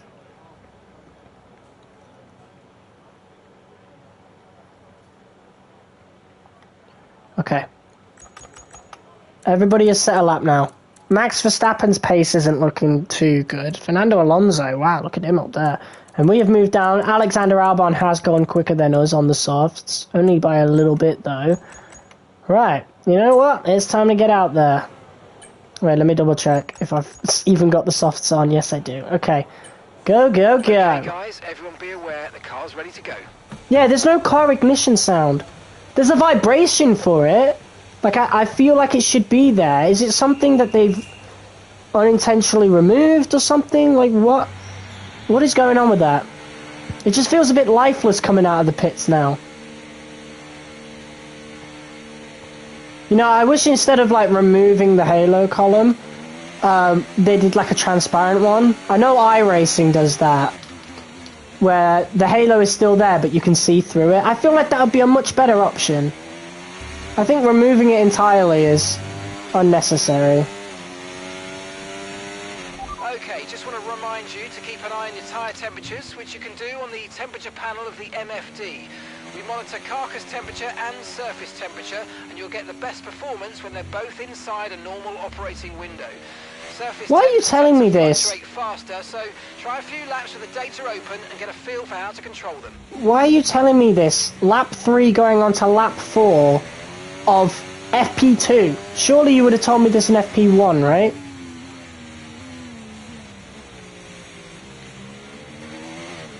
Strange. Very strange.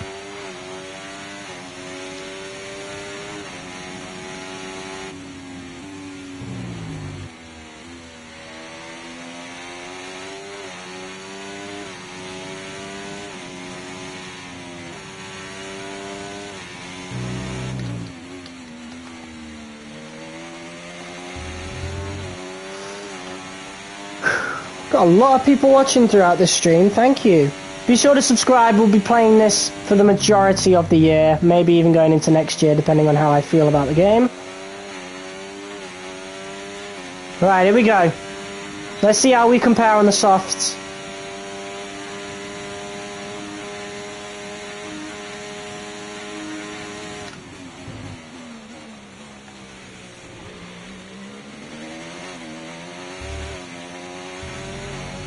A lot more grip this time. This is our first laps on the softs in the Williams in the career mode. Got on the throttle a little earlier there. Look at how much time we've gained.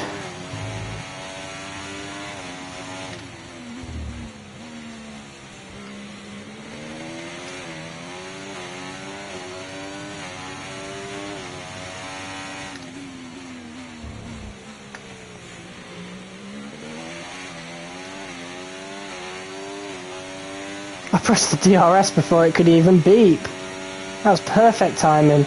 You couldn't have had a more perfectly timed DRS activation.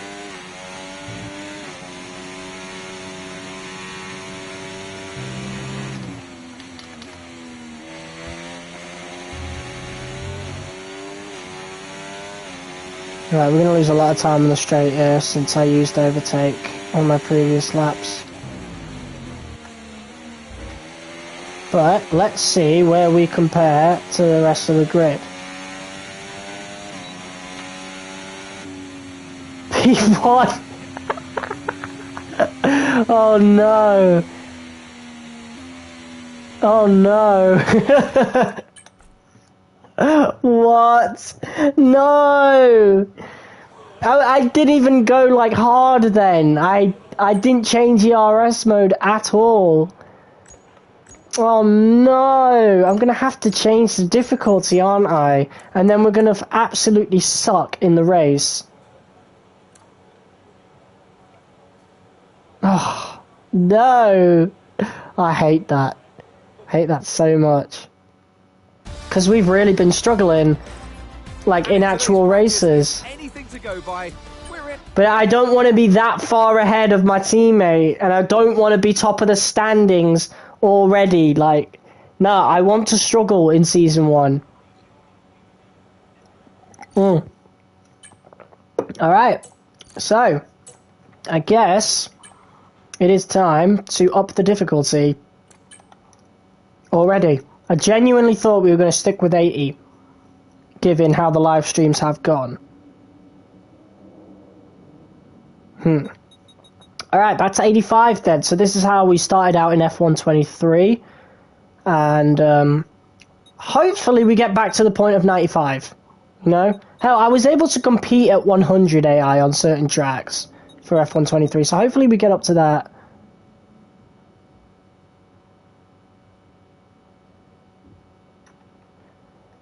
Allows you to define the level of adaptive AI difficulty. Oh! Hello. Oh. Oh. All AI competitors will slow down if they're too far ahead. Oh, that's cool. Oh, that's really cool for new players. I won't lie. I'm really impressed by that. I love how as soon as everybody saw the difficulty, they left the stream. Mate, this game's harder, okay? Relax. Right, we'll put it at 85. I've not gone higher than 85, and to be honest, I would get my ass kicked any higher. So this is what we're doing. Here we go then. Our final practice session of our first Grand Prix weekend. And it is time to do some qualifying pace. Let's go!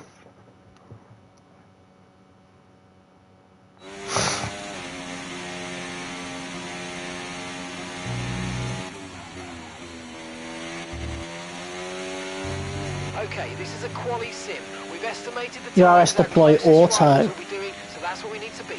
Why is that auto? Wait, so I can change it during qualifying, but I can't change it during the qualifying pace program. What? Yeah, look, you can't change the ERS. Very strange.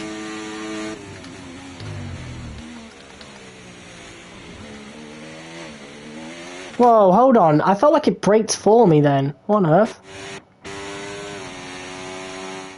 Are you a rapper? I don't know. I haven't made a song in 2 years, so... I'm a rapper in remission. Why is it breaking for me? Hello? Who do you think you are?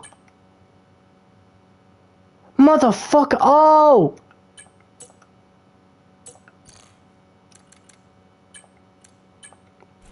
It's changed my settings. Settings filter locked during session. What are you doing? Why is that a thing? Well, that's ruined, isn't it? Jesus Christ. Well, I guess I have to retire from FP3. Why have they locked that? Why is that locked? That makes no sense. Okay, this is a new screen. So it's completely removed my settings. I'm going to have to go through the my assist settings again. Teammate rivalry. We're drawing right now. Practice sessions don't really matter. But from the qualifying, the rivalry begins there. We've upped the experience a little bit. Not at the next level currently, though. To collab with Lil Uzi. What? Okay, let's do these settings again. I can't believe it changed it like that. Oh, mate, I'm gonna have to go through it again. Are you fucking serious? Oh, mate, it's making me go through my whole fucking thing again.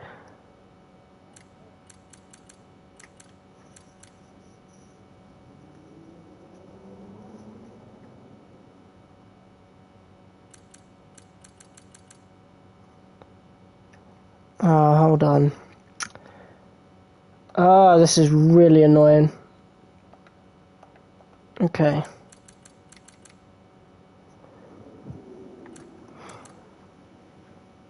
Well, pit type is broadcast. Yeah, it's fucking changed all my settings. Mate. Oh, that's annoying. Just one click of a button has completely changed it. Recovery mode, flashbacks. Reduced. Rules and flags. Immersive. Cheers for the sub. Yeah, immersive. Wait, let me double check. Everything is... The fact I've got to go through this again. It's really wound me up, that has. Corners only, 3D, high vis racing line.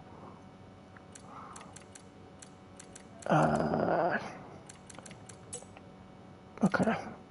Weather and time of day, approximate. Difficulty 85. My custom control scheme still there. Audio. This is all still the same. Yeah, okay, I think we're fine. Career settings.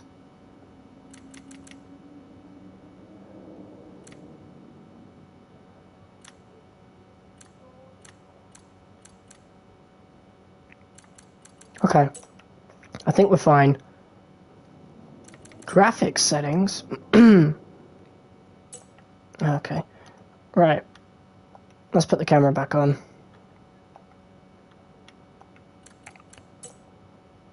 Alright.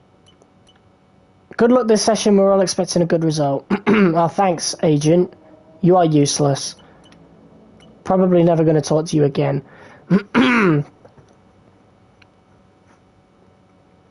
Okay. Bahrain International Circuit. It's a fairly straightforward layout for the most part here, as you know, but there are a couple of important features it's worth reminding you about. First of all, turn 10, acute left-hander, you'll be trail braking and downshifting all the way to the apex. If you start to lock up, ease off the brakes, you can't afford to lose too much here. Secondly, the final corner, it's a long start/finish straight, so you really want to carry as much speed as possible. The track widens at the exit, so you could probably take an earlier apex. Awesome. Right. The angle's like low this time. Either that or the laptops are different and lower. Right, let's go. Full qualifying.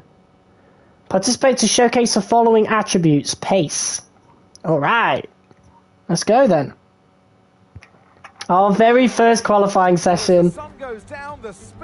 And we've got commentary back in the presentation. Let's go. Fastest time and the best possible grid position for tomorrow's race. Let's get on with it. It's qualifying for the Bahrain Grand Prix. Oh, this is new. I sense a thumbnail. I sense a really good thumbnail there. Wow. Let me just clip the last 15 seconds there. Or the last 30 seconds at that point. That will be my thumbnail for this episode. Alright, are we ready? Let's go. Let's be the first one to set a lap. Q1! Let's go. Let's do this.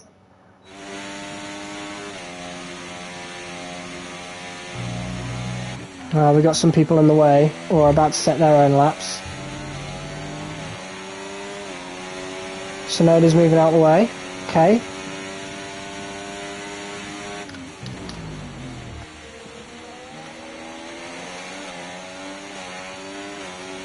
Here we go.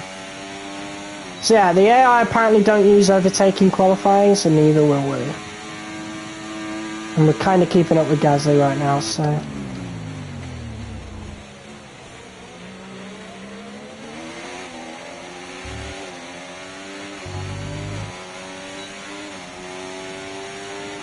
Yeah, we do have a bit of a slipstream on Gasly. Which is nice.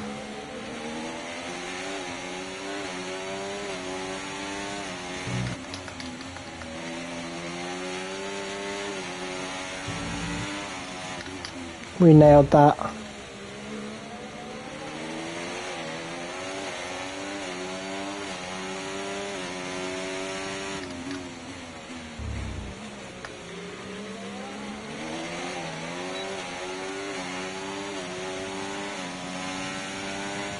Hopefully 85 difficulty is where we should be at. Again, I don't want to have a different AI difficulty for qualifying in the race. I want to have a steady one for both.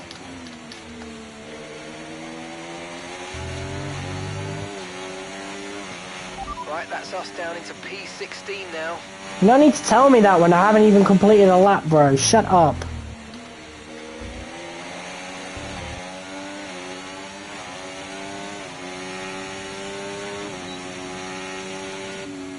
P6, quicker than Gasly, but we were using his slipstream a lot of the time. And also the Alpine is really bad as well, so... Overtake backmarker? What do you mean, backmarker? Bro, Sauber's been killed already, called backmarkers before we even get into their first laps. Bruh. That's hilarious. Right, let's have you in at the end of this lap, please. Not a bad lap though. We're beating the V-Carbs and the Alpines. That is good. Those are teams that we should at least be competing with, you know? So, that's good to know. Yeah, we're driving back to the pits now.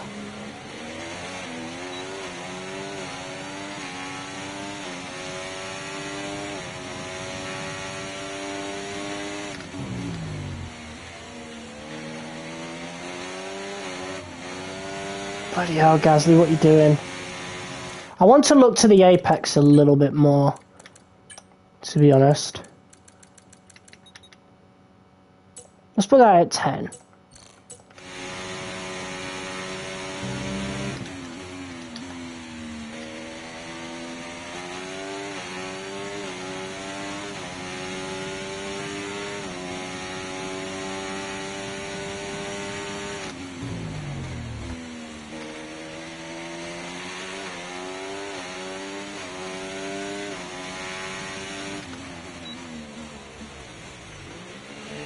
Oh, there we go.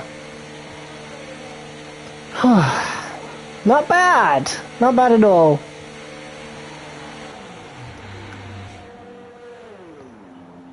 Oh, no, locations is different. To actually see cars pitting in front of me, so weird. Because my team is all the way at the end. Like, they pit, you know, the closest to the pit line, the pit exit line. So now that I'm not in a MyTeam car and we're pitting in a different team, strange times. So we actually see cars pitting in front of us instead of all behind us. Alright. So that's P7. Guys quicker than us are those 6. Fernando Alonso is setting a lap right now, so let's watch the master at work. This man came P3 in Bahrain last season. So we know he's good at the track. Let's see what he can do.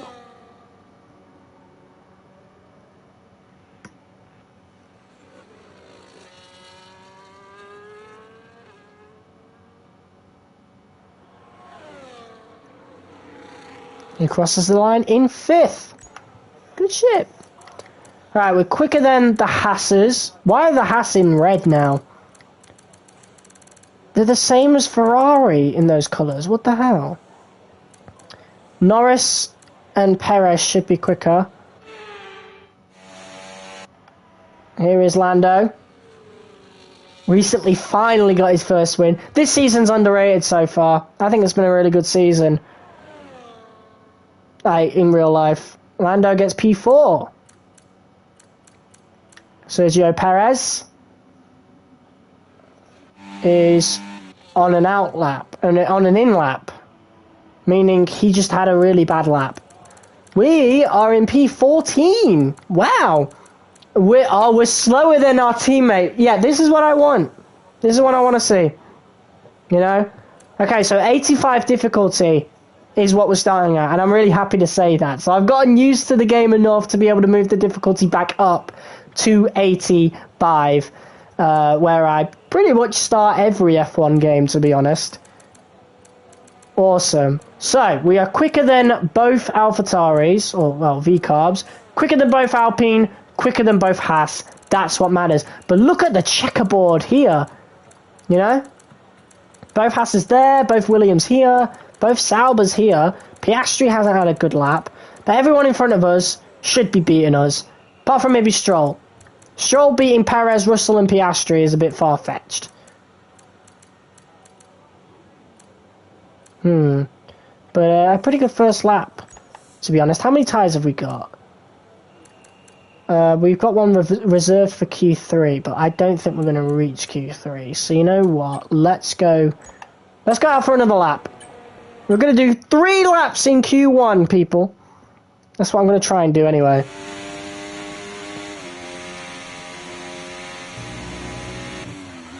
An early lap in Q1. An early second lap in Q1 anyway. I want to get in front of our teammate. That's P14.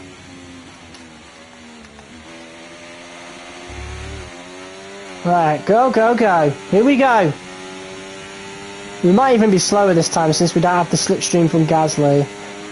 Yep, you can tell by the delta.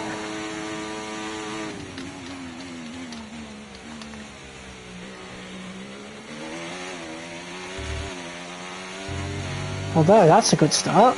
Turn 1 into turn 2. Not the greatest exit, but the entry was really good.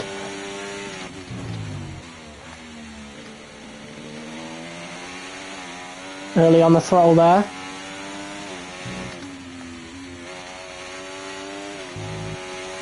Oh, yes! Let's go.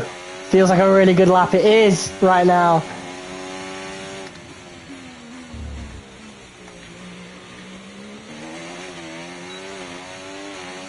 Not the greatest acute left-hander there. Okay.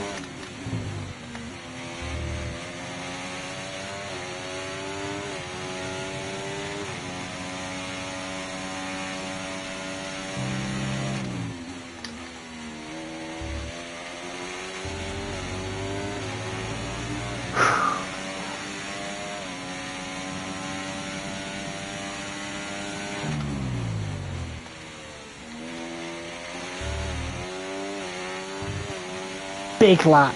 Big lap. That says a lot about track evolution as well. P5. That was great. I think we could stick with that, to be honest. Oh, fuck. I pressed down. Down. Alright. I think we can stick with that, to be honest. I don't think we need to do any more laps. Albon's out for a second lap. Okay. I want to keep an eye on Albon. Albon is now on his lap. So, let's see what he can do.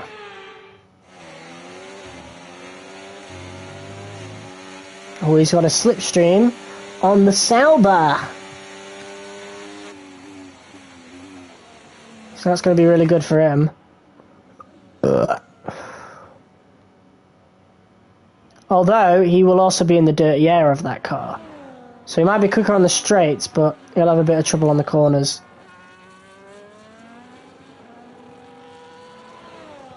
Look at them in a bit of a train here.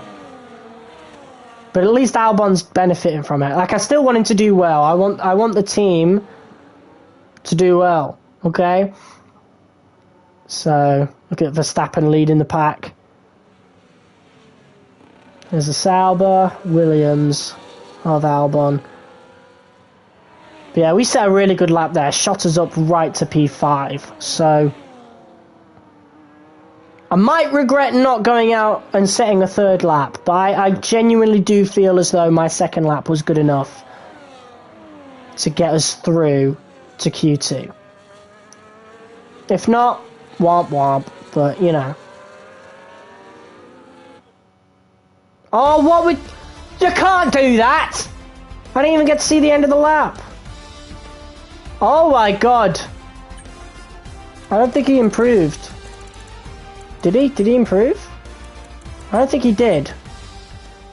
Yeah, he did. By about 4/10. He improved by 4/10. I improved by... Oh my god. 8/10. Big gains there. But we're about where I would want the car to be. Like, when it comes to the R&D chart, Williams are the 6th best car on the grid. So we're better than all of these guys below us, except Lance Stroll. Lance Stroll is in a car that is better than all these, and he should, you know, be in the top 10. But we're beating the guys that we really should be beating according to R&D. So... yeah, I'm not too sad about that. That is pretty good. I think we've got our difficulty for the first season pretty much mapped out. Alright, Q2 then. We've got 2 tyres here, but I want to save softs for the race.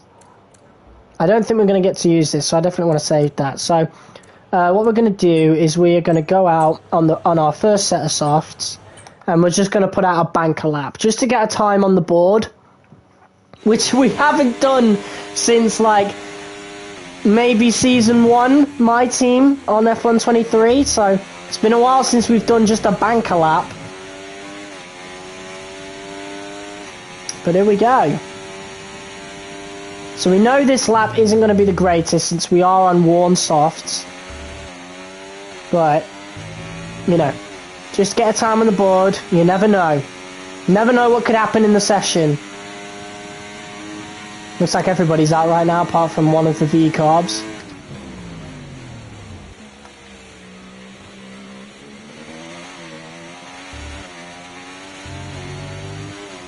Honestly, I don't feel too bad.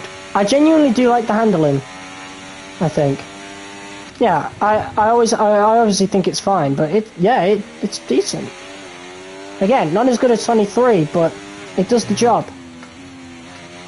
It's quite similar to 23. It's just it's a stiffer 23, pretty much, with a slippier back end. So it's stiffer at the front, but slippier on the back end compared to F1 23. So yeah, there's your key difference. Or 131.4. Let's see where we could get on these older tyres. Again, I don't know if any of the AI drivers are going to be using older tyres. We'll have to find out.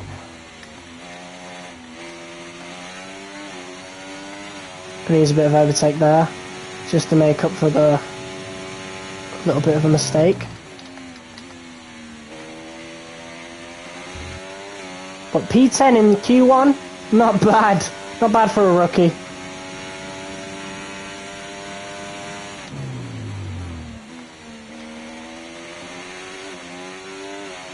Okay, we've been pushed down to P13. Shut up. Right, P9. But we're bottom of the guys who've actually set a lap, so... Okay, we can take you this lap. 130.6. We set a 131.8, and I think... What did Albon set? Albon did a 131.4, so he was 4/10 quicker. So he's probably set a new lap on new softs. Not too sure. But at least we've got a lap down. That's the important thing.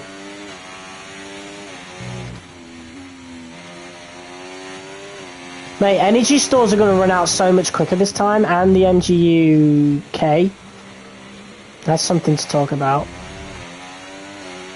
Let's have a look. Energy store 3%.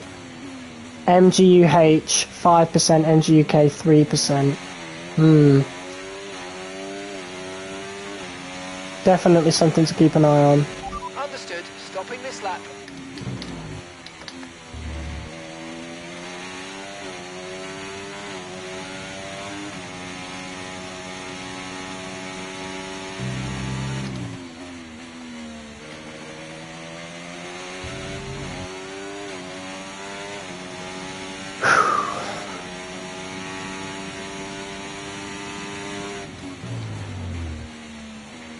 Right, so Piastri set a 130.2. That's monstrous.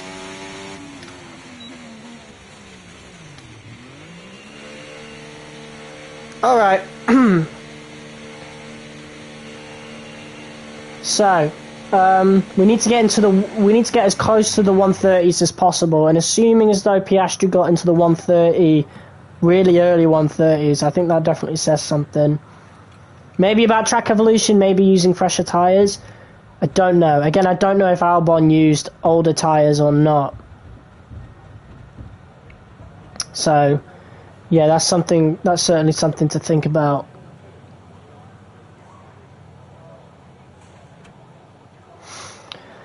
Alright. Honestly, we might do live streams on more than one episode here, because I'm getting consistently decent viewers on this live stream, like a decent amount of viewers. So we might live stream the next couple of episodes. Who knows? I'll think about it.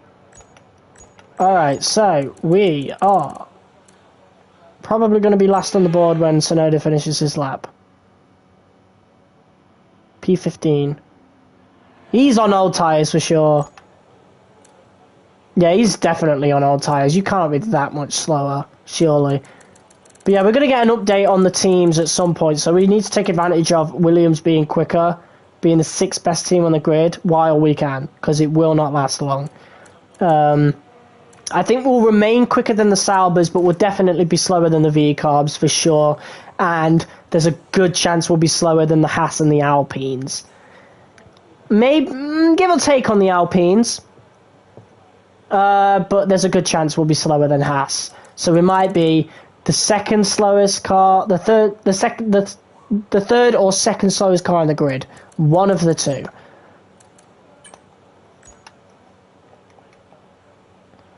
Alright, let's go to 5 minutes and then set our final lap of Q2.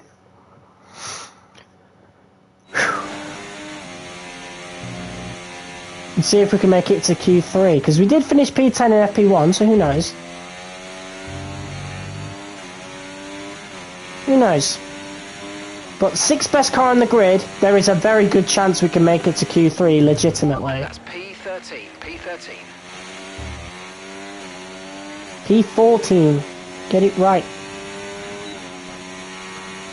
Right, let's go.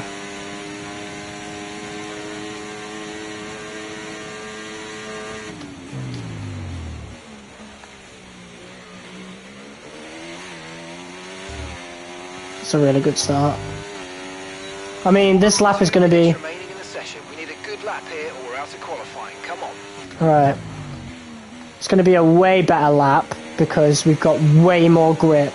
This is fresh softs against worn softs. Oh, there's Albon. Oh, he's got a special logo on his head. It's the teammate one. Please don't get in my way, Alex. Give me a toe. Oh no. I'm scared what the AI is going to do. Okay, he got out of the way. Thanks, Alex. Go, go, go!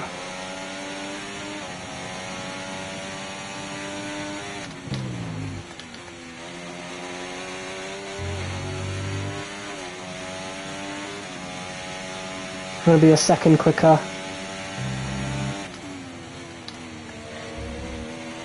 Yuki! Oh my god! So close! So close to a crash. God damn. That was terrifying. I think the AI are a little better at getting out of the way in quali.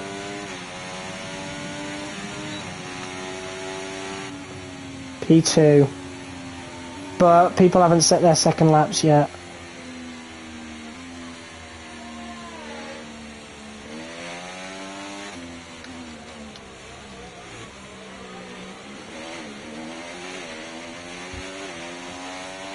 Right, we're going to half throttle it. Get out of the way of the guys setting their laps. Confirmed. We'll receive you at the end of this. So, we'll see what happens with our positioning as everybody crosses the line. But that was a really good lap. I don't know... Piastri set a 130.2. So, we're a few tenths off of that. Quite a few. So, we're probably going to drop down quite a bit, but that was a really good lap.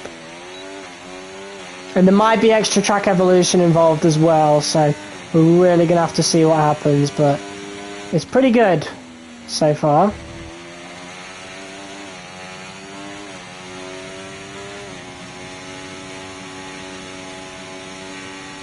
And this qualifying complete. People should be crossing the line very soon. Piastri's one of them. Verstappen has just gone P2. Leclerc should overtake me with his lap. Here it is.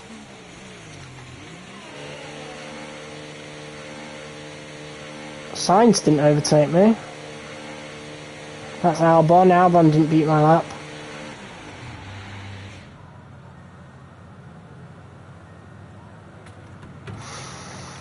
Alright, moment of truth, guys. Because that's the end of the practice session.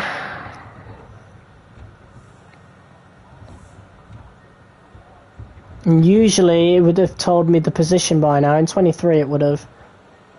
But it hasn't, so it's still waiting for AI to finish their laps. But we're not going to be able to see them because it's going to fade out. Yep, there you go. Right, where is it? Whoa! Oh! Look at that! George Russell has bowled his lap. And that has allowed a double Williams Q3. When was the last time that happened? Las Vegas, last year. That was the only time that happened, right? Or was Zandvoort? I think Zandvoort was the thing as well. Zandvoort and Las Vegas. It only happened twice last season. So, look at that. Oh man, that's awesome. Both Williams in Q3 and Russell in the mud. George Russell in the mud. What is it with George Russell in the F1 game? We saw he was competing really bad in our last season of MyTeam, and yeah, it's him that's bottled it once again. P11 for George Russell. He is out in Q2. Meanwhile, the story of the day, the one that everybody's going to be talking about, is Williams. Both cars in Q3. That is awesome. All right. I really wasn't expecting that at all. But we're in P4. Alex is going straight out. Straight out. Literally no wasting time. And I think it's because it's only a 12-minute session. Yes, it is. We have 2 laps to do this. But I want to save a soft tyre for the race. So what we're going to do is we're going to let Alex Albon do his lap. And then we're going to go out after him, like straight after him. So let's watch Albon's lap. Oh, he's come in for some reason. Albon out. Oh, that's still a thing. I can't believe that bug is still a thing. So Albon went out and then didn't do a lap. He went out and came straight back into the pits for some reason. Very strange. Okay. So I guess we're going out? Guess we are. Okay, engines fired up, we're set. Let's have a look. Yeah, that was a bug I noticed in F1 23. But I genuinely thought it was like only a short qualifying thing. But they do it in practice as well, where they just go out, they do an out lap, and then they come straight back in. It's as if they ran into some kind of problem.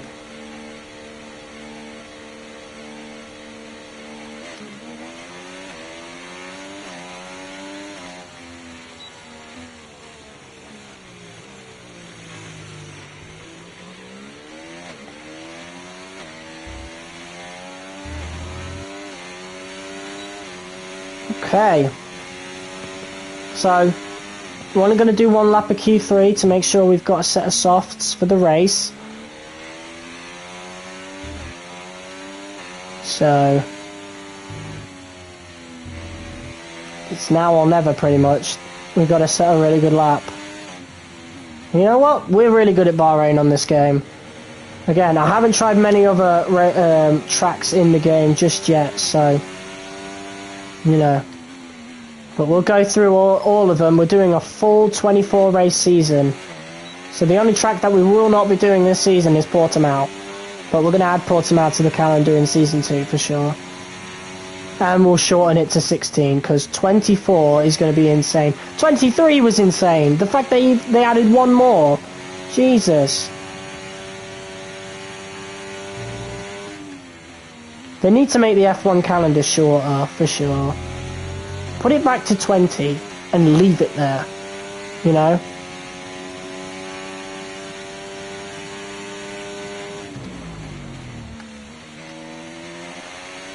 Here we go then. Our Q3 lap for Williams. Albon might be waiting near the end to set a better lap. to set the best lap possible. But didn't he just waste a set of softs by doing that outlap?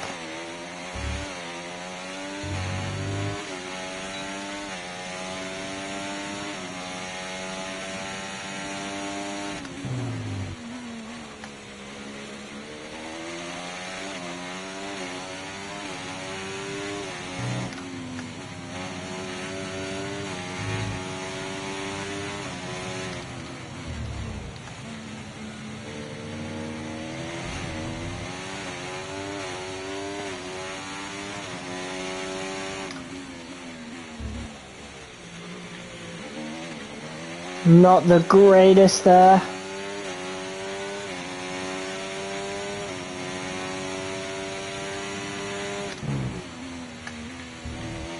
Hey, what's up, bro?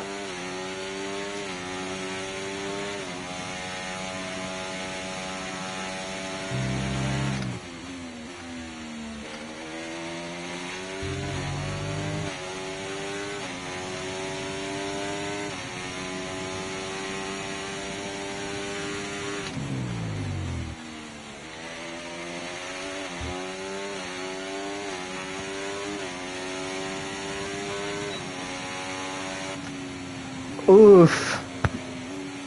We're about a second off the pace. Ouch. That is not good.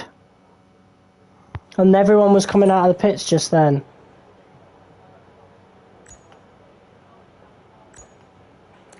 And that was our only lap of the session. Oh, we might be screwed. Oh, we still out-qualify our teammate. That's what matters. Be sure to join us then for what will no doubt be a fantastic I like that though. They saved their best laps for Q3, and both Williams are where they pretty much should be, like right at the bottom of that list of drivers. So, you know what? I will take that. P9, one position ahead of our teammate. That's what matters the most. So, you know what? Our first qualifying was incredible, and we have beaten our teammate in the qualifying session. Let's go.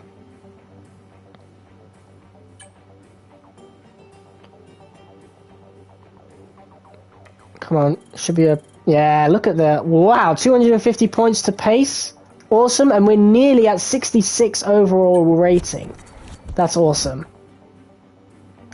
Let's go. Let's go, boys. All right. So now it's time for our very first race.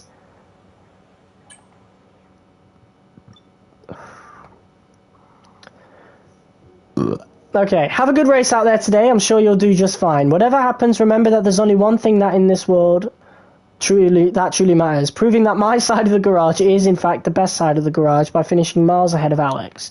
Beaten by a minute or more, and there's a cookie in it for you. Wink. Well, can I have the other engineer? I am sick of hearing this guy. Alright, whatever.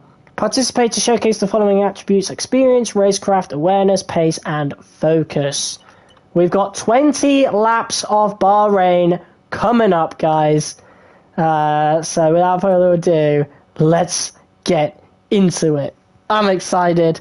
This is what it's all been leading up to. Our very first race in Formula 1. We had a dream qualifying for Williams. Let's see if we can get points. And you know what would be even better? If we can pick up double points. So the strategy needs to be on point. And the good thing about this is I actually don't know the optimal tyre strategy. You know, F123, the hard tyres were way better than the mediums, but that was on the MyTeam car.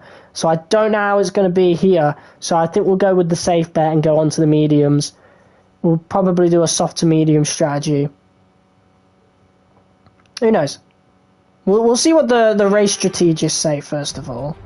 That's what matters. Rumor and speculation all come to an end today as we return to racing for the opening event of what promises to be an enthralling season. Welcome along then to round one of this year's Formula One World Championship. There's no shortage of passing opportunities around the 3.36 miles of the Bahrain International Circuit, with the best, of course, at turn 1, and then another soon after into turn 4. 15 corners here, 6 to the left and 9 to the right, and we could see 1 or 2 flat spots into that tight left-hander of turn 10. So with the race not far away from starting, here's what today's grid rundown looks like. World champion Max Verstappen starts from pole position, and it's Charles Leclerc in P2. Looking down the rest of the grid, we have Oscar Piastri, Fernando Alonso, Hamilton, Norris, Sainz, Perez, the rookie, Albon, Russell, Stroll, Bottas, Joe, Tsunoda, Magnussen, Gasly, Hulkenberg, Ocon, and Daniel Ricciardo. Oh, Danny Rick. Oh, no. It's almost time for the lights to go out, so let's head down to the track where preparations are underway. What is it with those new poses? Like, the one that Ocon has, for example. Strange. Now, it's a new season, plenty of new opportunities, but I think I'm going to start with a question we may have asked last year as well. Can anyone stop Max Verstappen? That's what they're hoping for. That's a nice reference to Vettel 10 years ago. Because we don't want to see just one driver or one team running away with it this season like we had last year or even the years gone by in this sport. Can we get to see a two-way or even a 3- or 4-way fight throughout this race today? Fingers crossed we'll get that. Yes, that is true. All right. So new dialogue there for the presentation. That is awesome. It makes the game feel really brand new despite looking like F1 23 and being a little similar to 23, to be honest, in a few aspects. But here we go. Race strategy, let's have a look. Race strategies are used by the team to determine pit stops and tyre choice. Strategies are available as personalised or projected. Personalised strategies use specific data collated from your participation in the race strategy practice program, providing a bespoke strategy based on your performance. Projected strategies are generated using simulation data. So, yeah, I knew that race strategy really actually matters to your actual race. It's not just a program thing it's not just a gimmick for practice sessions, but it's nice to see some confirmation. But I think there was that in 23. I just haven't seen a lot of these tutorials in literally nearly a year. So, yeah. Oh, wow. A 2-stop. Softs to mediums to hards. Well, we've got the mediums to hards, so we won't be using the softs whatsoever. Part of me really, really wants to go softs to mediums to hards to really test out, you know, the alternate strategy, just to really mess around with it. But the default strategy would be obviously the safer option because we're losing like 20 seconds, which is massive, you know? Losing 20 seconds from that pit from the alternate strategy, so there really is no point. Let's have a look at this. To be fair, it's actually not that much slower to be on the softs against the hards. And I can't change that to the mediums for some reason.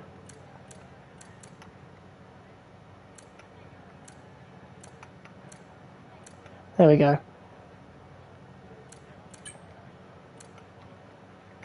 Okay, that's a bug. We've hit a bug. I can remove certain stints, though. I can remove certain stints with this. So let's change that to mediums. Change that to...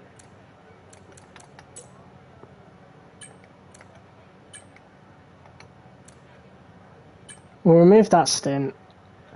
For some reason, it's mandatory to go on the hards. I can't change that. I can't do a soft to medium strategy for some reason. It will not let me.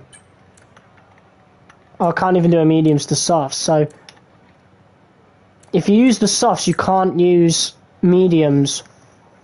That's certainly different. I wonder if that's a proper thing. Like in real, probably not, obviously not in real life, it's certainly different there, but are you not allowed to go soft to mediums anymore? So, let's revert that, and revert that, So it would be a little slower to go onto the softs, but we could also pit a lap earlier. And that would shave about 10 milliseconds off. I think we go with that. I feel a lot safer going, like, starting on the softs. So I think that is what we're going to go with. Formation lap, here we go. I've not done a formation lap in so long.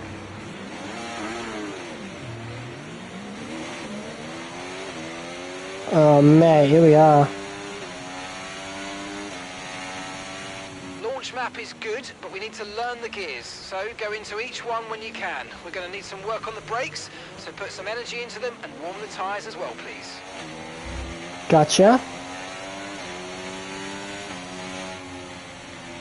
Gotta warm the tyres, let's look at tyre temperature. Good thing about this is it will be really quick to warm them up because it's soft.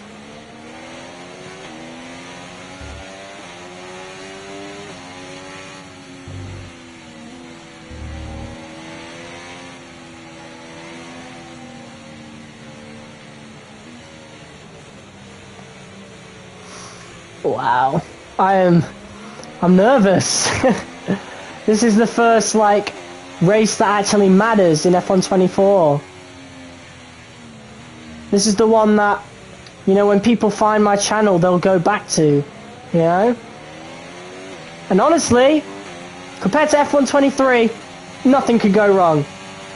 If you guys remember my first MyTeam race in F1 23, lost our front wing because of Albon. Wasn't our teammate in that game, but he's our teammate in this game. And ended up in last and finished the race in last. Well, not proper last. There was some DNFs, but it was bad. It was not a good race for us. So anything better than last place will be awesome.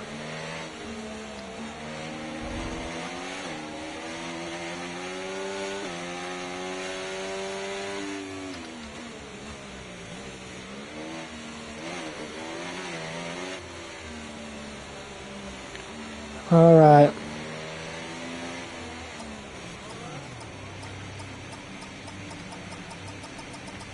Superb pass, yes. Let's make sure we get the edge on the Let's go. drivers as the lights go out.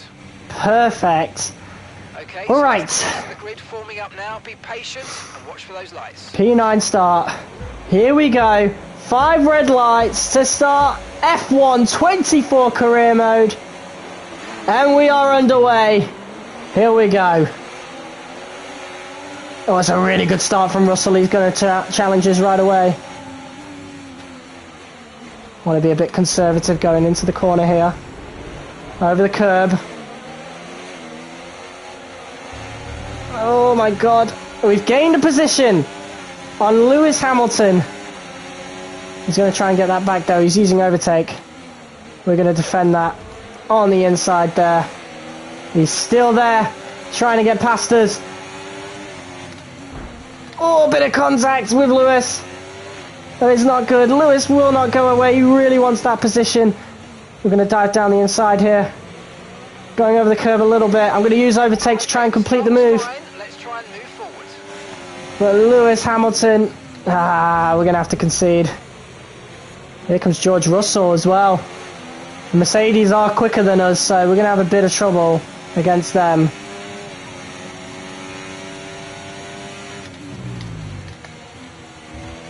And that'll leave 1 point paying position, unfortunately, unless one of the guys ahead DNF. But it might not be worthwhile fighting Mercedes, at least not right now anyway. I did try and fight Lewis a little bit. There's no real point in doing that. George is going for the overtake. I'm going to turn the RS off to see if we can gain a little bit. Use overtake a bit. I do not want to be overtaken by Albon. DRS is being enabled this lap. We can use DRS when you're within 1 second of the car ahead and in the DRS zone. Russell's going to take the inside. See if we can fight with George a little bit. We'll use overtake to see if we can get ahead of him. And we've got DRS as well, and that is going to complete the move for us, but we are losing quite a lot of time to Lewis Hamilton in front of us. So that's definitely something to watch out for. It might be worth letting Russell pass, but then try and keep up with him, because then that keeps everybody behind us. Like maybe we could try and make a DRS train with George. We could also try catching up to Lewis, which I think is definitely worth trying. We caught up by a few tenths there, so they are slowing each other down there, that pack. That's what matters. But I think what I'm going to do is probably let Russell pass us on the next big straight. I don't want to fight him too much, because that Mercedes is definitely better than the Williams for sure. Even though Russell didn't have the best qualifying, I think it will be worth letting him pass. So we're going to turn ERS off just for a moment, just to okay, focus. We need to stay on form. Just to give him that run. I will get DRS off of him, but I'm not really going to try and overtake him.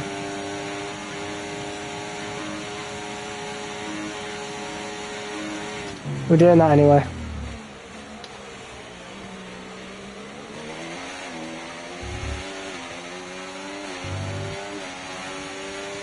Right, George is getting DRS now. Let's turn ERS off. Okay. I was going to try and let him pass, but all that happened was we lost more time to the guys in front.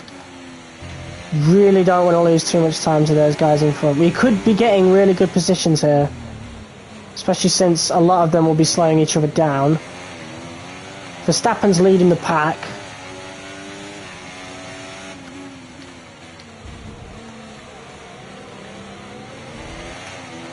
Let's use overtake, get a little boost out of that corner. You know what, so far so good. Really good actually. We've managed to maintain our P9 position. Albon's lost a position, which isn't good. But it is what it is, especially when you've got a Mercedes there. So it seems like in a lot of these races there's only going to be 1 points paying position for any teams that aren't Aston Martin, Ferrari, McLaren or Mercedes or Red Bull. So that's kind of cool, to be honest. I like that. Let's keep Russell behind us, because then he can overtake us on the main straight. Get a bit of power coming out of that. Russell's going to get DRS. I'm going to click off ERS for a minute. Let him overtake me. And we'll put that back on there. And through goes George Russell, I hope. Yeah, he's got DRS there as well. And he's completing the move. Oh, there goes Albon! That's not what we want. Oh, he's actually going for it. Alright. Come on then, Alex.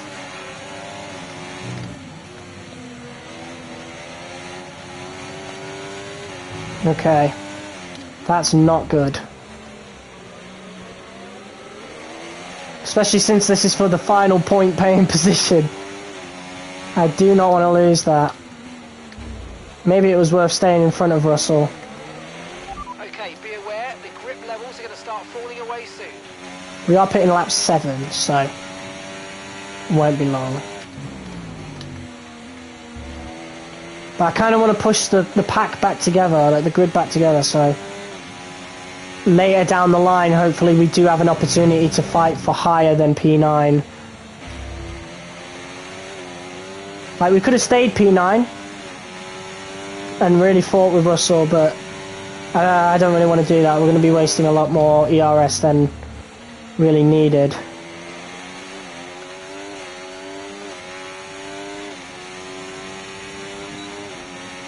Just about out of DRS on Russell. Oh, that's not good.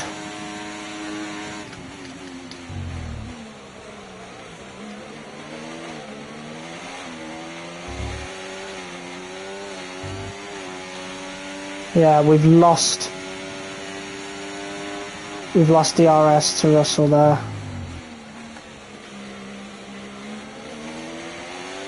And the guys behind us are going to be really catching up now. That's not good. That's how important ERS is now. Russell appears to have caught up to Hamilton now, which is cool. Cool to see.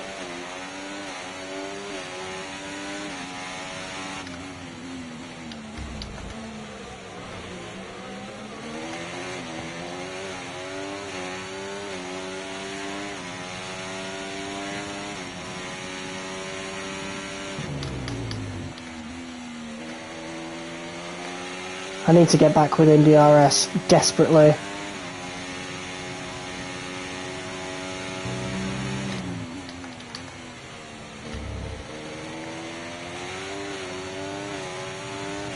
See if we can gain 2 tenths here. Probably not. No, we're not.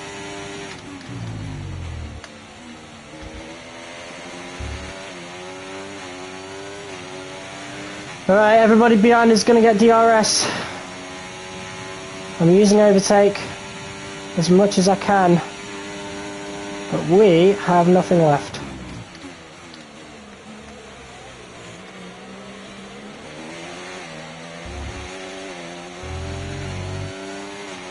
Right, I think we're going to save some ERS this time.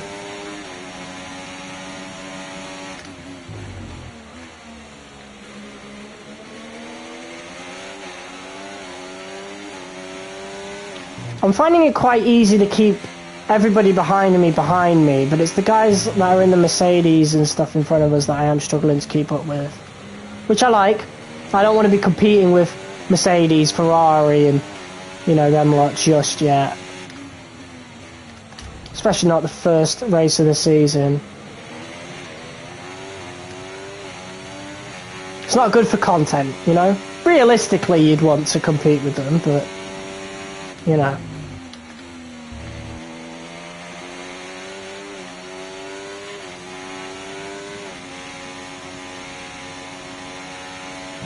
Okay, so gap to the car ahead, 1.7 seconds. Yeah, we're kind of going back and forth in the gap with Russell.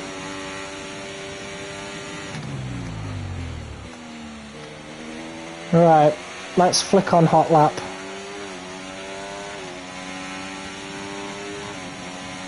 Okay, we want you to pit this lap, so push now, push.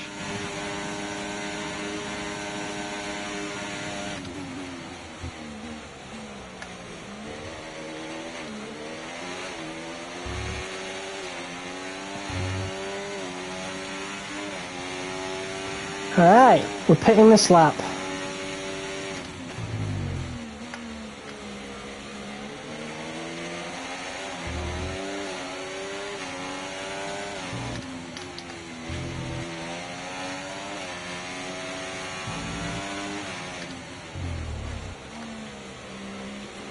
Losing a lot of grip there. Oh!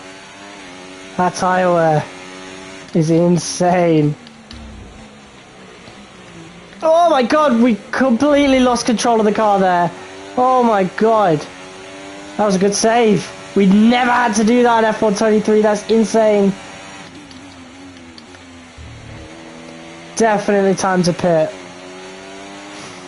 For sure, especially since we've lost so much time. Oh, maybe it was worth going mediums to hards. Remember, box this lap. I know. Keep an eye on your distance to the speed limit line as you approach and make sure you don't speed.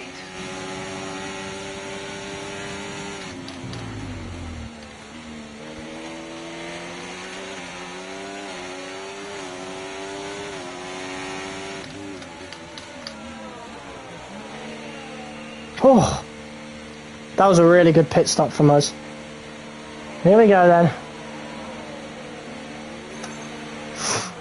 Let's see how this goes. Okay, off we go, back into the race. That was a fantastic stop, faster than we were expecting. Oh,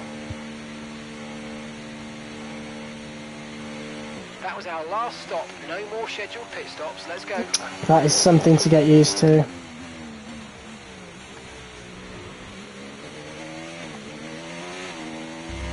Piastri's 5 seconds ahead of us.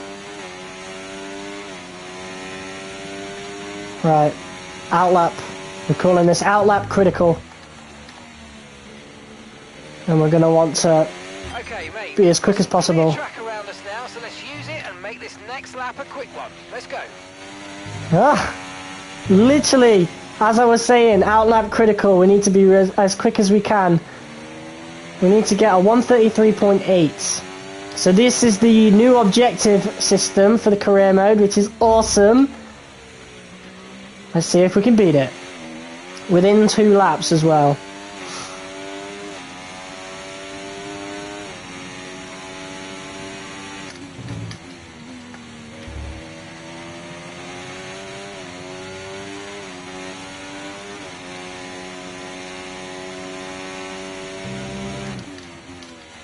Alex is in the pits. Alexander's in the pits. Alexander in the pits. No one calls Albon Alexander. Nobody. It's Alex Albon. Let's see if we can get that undercut moving.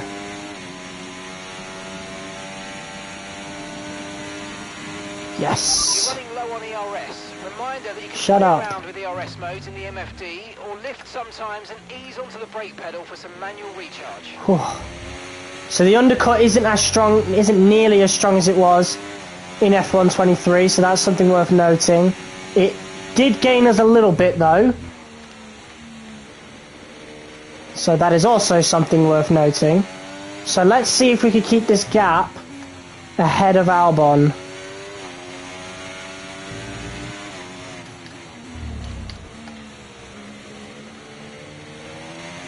Right. The car ahead of you's just fitted the hard tyres. Car ahead now on the hard compound.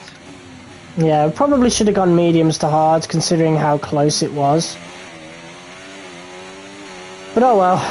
But look how long you could go on hot lap now. I just really don't think they thought the ERS system through, and I complained about this from Beta 1, how you could do a full race, or at least a full like 5-lap race anyway, with just hot lap on. Gap to the car in front, 2.3 seconds. And it seems as though we can do similar here.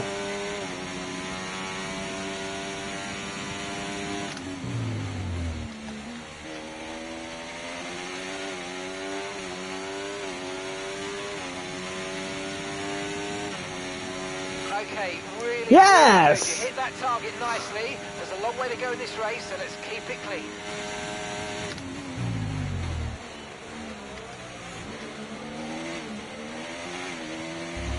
Alright, P12. Is there anybody who's going to be pitting again? We only gained a couple of tenths to George. Not much to, not much away from Albon though. What's up, F1 Apex Pro? I'm just going to call you Apex Pro.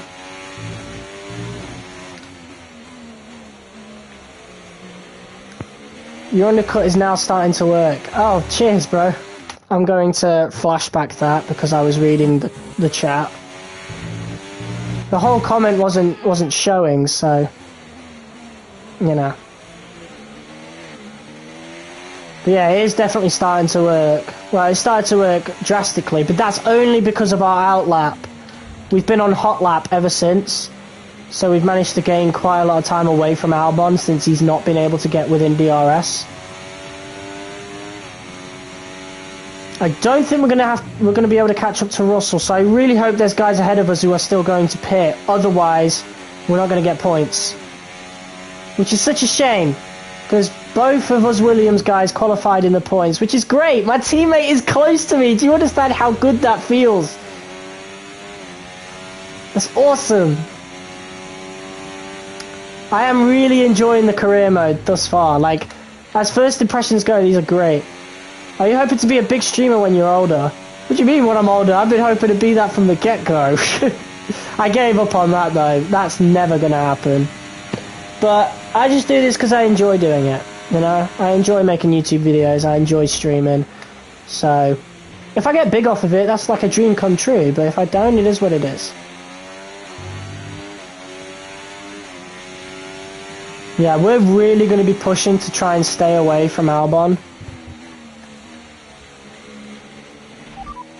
P12, you got P12. Okay, Russell's ahead.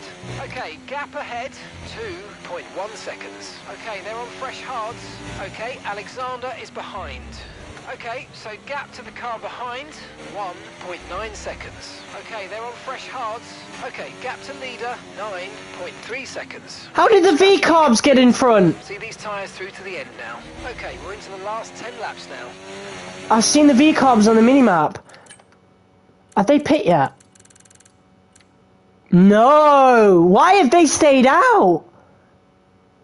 Why have they stayed out? What is going on? V-carb, what's going on, bros? Oh, that's awful for them. What stint are they trying to pull?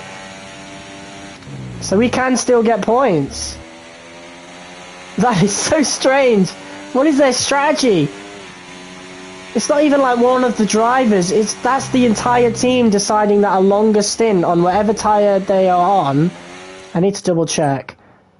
What tyres are those guys on? I can't tell. Oh, they're on the hards. They started on the hards. Alright. One stop. Yeah, because we're on 35%, so it's a one stop for everybody. So we're on hards until the end of the race now. 35% is perfect race length. There's Sonoda pitting. Those guys will be taking fastest lap, but they're the worst team on the grid. They cannot... Well, they're one of the worst teams on the grid. They cannot be doing that. They cannot be doing really risky strategies like that. But yeah, we're staying hot lap for a bit. Did you go soft to hards or mediums to hards? I went soft to hards. I wanted to do a soft to mediums, but it wouldn't let me. So I wonder what changed. Oh, look at us. Russell is getting held up by Hamilton here, and we have actually gotten into DRS range. This is really going to help us get away from Albon. We might even be able to make an overtake on Russell, but I'm going to be really patient with that because we know he's quicker than us. So I feel like maybe doing what we did with Verstappen in F1 23 MyTeam Season 1 at Brazil, where we just stuck behind him, took DRS off him all the way until the last lap, where we spent all the ERS we could to get past him. So let's see what we can do with Russell. If we are able to do that, that's going to be fantastic. And be able to gain a P9, which is 2 points, which is really big for Williams. We just got 2 points in Monaco. When's your next stream? I don't know. I think Friday. I'm going to do a lot of F1 24 streams. Definitely next week. I've not been able to do much this week because I've been working all week. I got an early finish today, so I was able to do this stream a lot earlier. Hell, I wouldn't even be home by now, and it's 20 minutes past 11, so I think that says something. But yeah, we are getting close. We're getting close to Russell.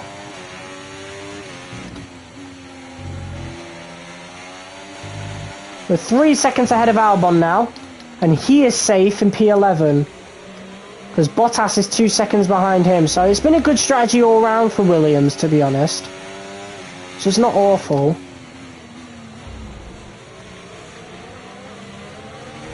And here it is, DRS, awesome.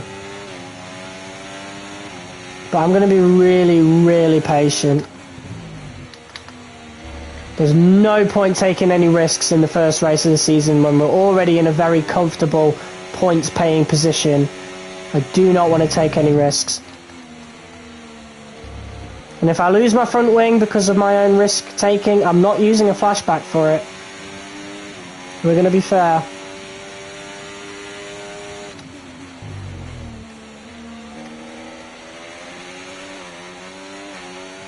But yeah, we've been on hot lap for a long time. I really don't think they thought the ERS through. But yeah, I'm putting out an early access review tomorrow, and then we will be streaming F1 World on Friday. So the new stuff with that, and we'll be doing some multiplayer sessions, which will be cool.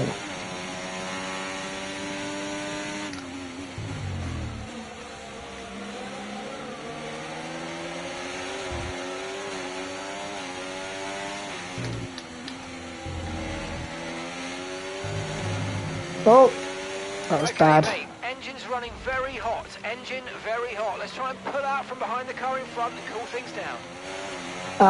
How about you fuck off? I'm sure the engine's fine. Yeah, what do you mean?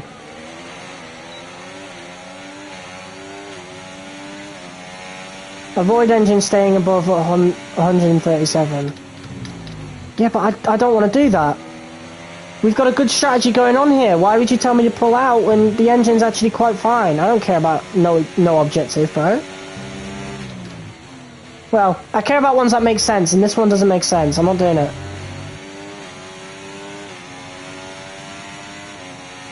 Okay, well, it wasn't to be this time, but not to worry. There's a long way to go in this race, so let's focus. Yeah, piss off.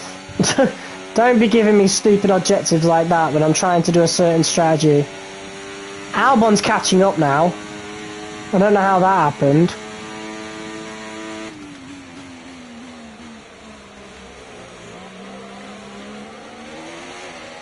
Maybe it's because of the dirty air, it's causing some understeer. Alex is in clean air after all. But I don't understand how he's gaining time on me when I've got DRS. It makes no sense.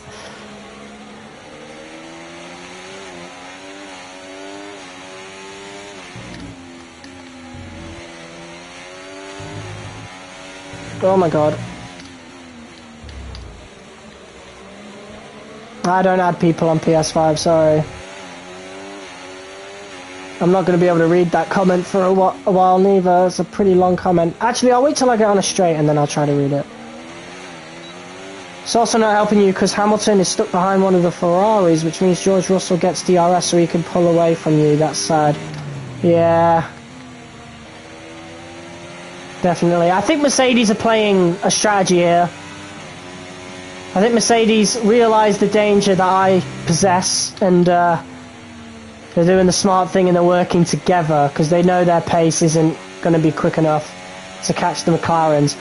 So I think Hamilton is dragging back behind Russell, ahead of Russell, to give him as much of a slipstream as possible. Yeah, they're trying to hold me back.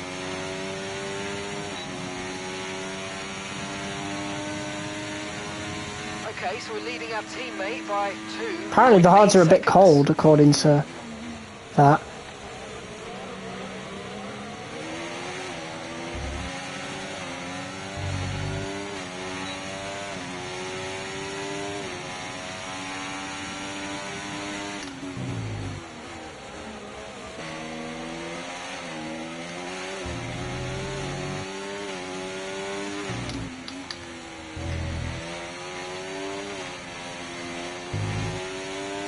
I don't mind this too much. Like, again, the main objective is to get points, which we've done. You know? That's awesome. So, he's still sort of helping me keep away from Albon, who would take the points away from me. Which is not what we want. So I would much rather this happen than us lose points. I don't want to take any unnecessary risks. But yeah, they are gaining a lot of time on me on the main straights. This particular straight, they gain quite a bit of time on me. And there's no point trying to catch up because, you know, we're a less powerful car anyway.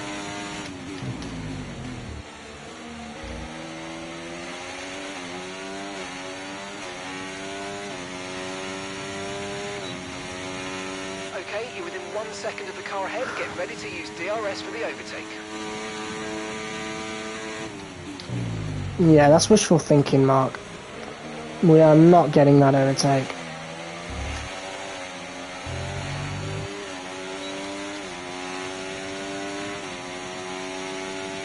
I used a bit of overtake there.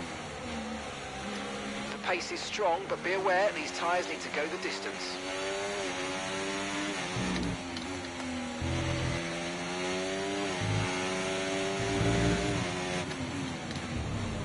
See, in this particular section, we're actually catching up quite a bit.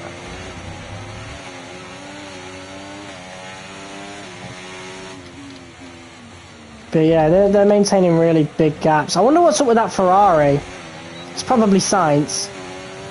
Yeah, I wonder what's up with him.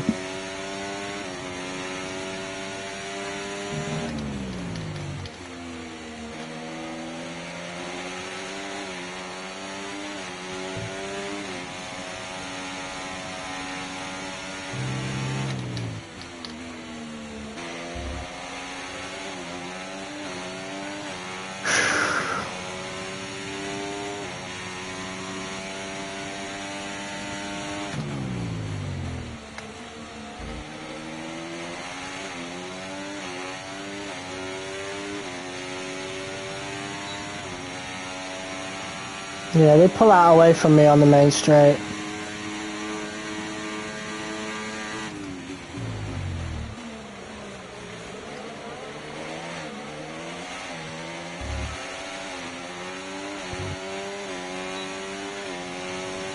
Oh, there's overtakes happening. Hold on. Maybe they'll slow each other down finally. It's Norris and Sainz. Look at this. Something could happen here. But Norris has gotten the overtake on Sainz. Finally, something happened with the guys in front. Oh! Oh! Big collisions. Oh my god. Yep, I'm sorry. I was not expecting Russell to take the corner like that. That could have been a really good overtake though.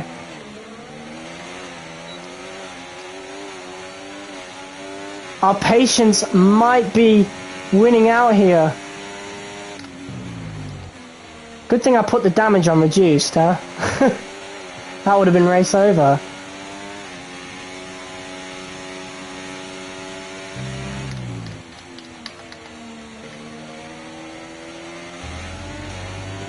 Do you stream on Twitch?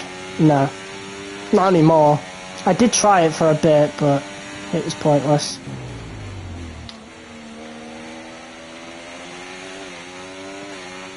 I think Russell still gets DRS on Hamilton here, so it doesn't really matter. And we've been knocked out of DRS. Damn, that was a really good opportunity for us.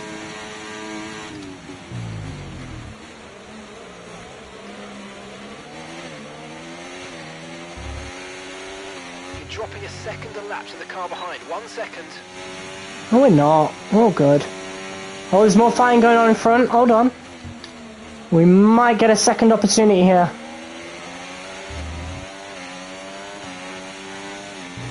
As Sainz re-overtakes Lando Norris.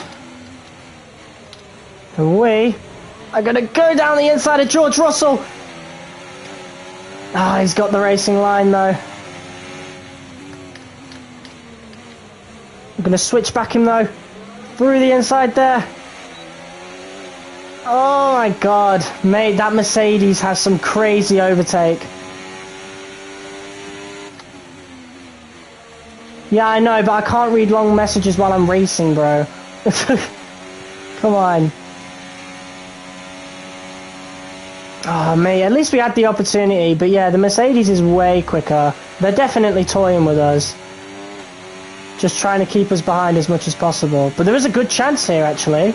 He doesn't have this, as much of a slipstream on Hamilton anymore.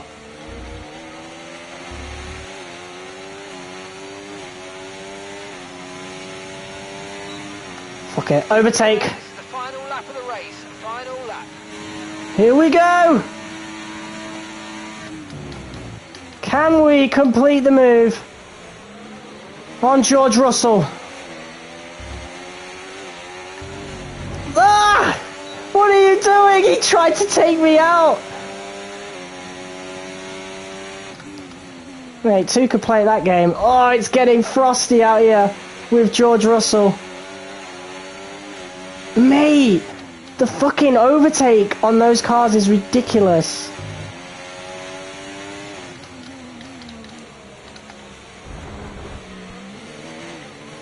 No, not this time, George. Absolutely not.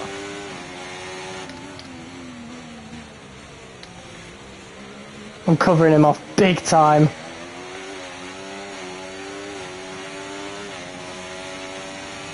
We might have just got it there. I think the AI have a bit of a problem with initial speeds when they use overtake. It's like It's like they get a really big boost. I don't understand how to really say it, how to really explain it, but Russell. Oh, he's taking it. Oh mate, this is gonna get so close. We have no ERS, but he doesn't either. Let's go! Let's go! Take care of the car on the way in. Making you push hard on your tyres. When your tyres are losing grip, they'll just push to get grip, get a gap. Ah, well, that's what they tried doing, but I think Norris and Sainz fighting definitely stops that. Look at the screen tearing there. See, that looks way better. Look at the lighting there. It's like night and day between cutscenes. The lighting and the blur looks so much better. Looks really good. 2 points! 2 points for us. We're not going to have the opportunity to do that on many courses this season. Jeddah's next. They do so much for the sports that you can't help but be delighted by today's race win. Jeddah's next, and we are really going to struggle on that track. I can tell you that right now. Our weaknesses on Bahrain were main straights compared to the guys in front of us. So P10, we might be able to get a P10 in Jeddah if we're lucky. Oh, this looks way better. I don't know what it is. The confetti looks better. The champagne coming out of the bottle looks way better. There you go. There was a lot of contact with Russell, but there you go. Thanks to everyone who joined us, and we'll see you for the next one. We were quicker than... We had like a better lap than Russell. That was really close, to be honest. That was really good. We got to view the replay on that. But yeah, we were stuck behind Russell for so long. But patience won out in the end. So I think lap 19 was the first one. So let's keep an eye on Russell here. Actually, we should probably have a look at one of these guys and look from behind. We'll probably look... Yeah, so I think... Yeah, these guys definitely got slowed down by the fight between Norris and Sainz. There I am.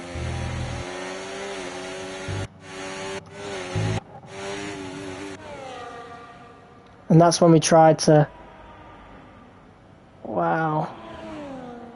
Oh, wait. We need to have a look at the first contact. And how that looked. So, on the initial slowdown. So, on the view of Russell, this is the worst angle ever. If I want an angle like this, I'll use TV pod offset. Oh.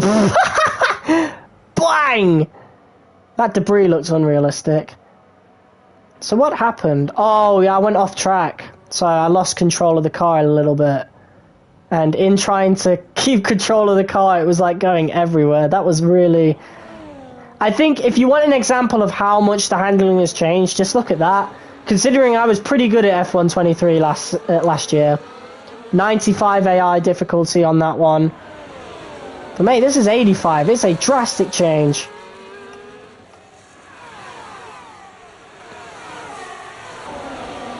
But yeah, Norris and Sainz fighting again. Honestly, those guys are the MVPs. If it weren't for Norris and Sainz fighting, we would not have gotten close to Russell this whole race. Mercedes had a really good strategy to keep me behind. Like a really, really good strategy.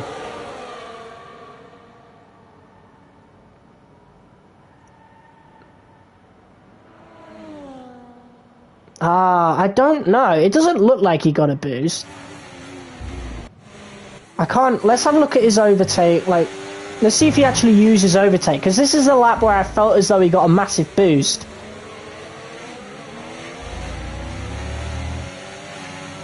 Get out! He used overtake for 1 second.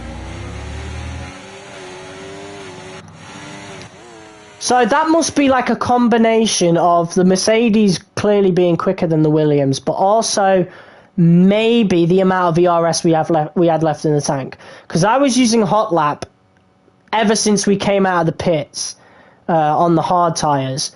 So I'm thinking, because we were constantly running like around 15%, like 20% at most ERS, I think that definitely came into play because Russell has like 50% ERS. Like, can we actually have a look? Yeah, he had about 53% compared to my 30%. So, and I was using overtake, and yet somehow Russell was gaining there. Again, that might be because of the racing line, because he is on the racing line, and that he might have had more grip. And yeah, we did undercut, so definitely might be down to grip, because he would have had more. But yeah, that's certainly...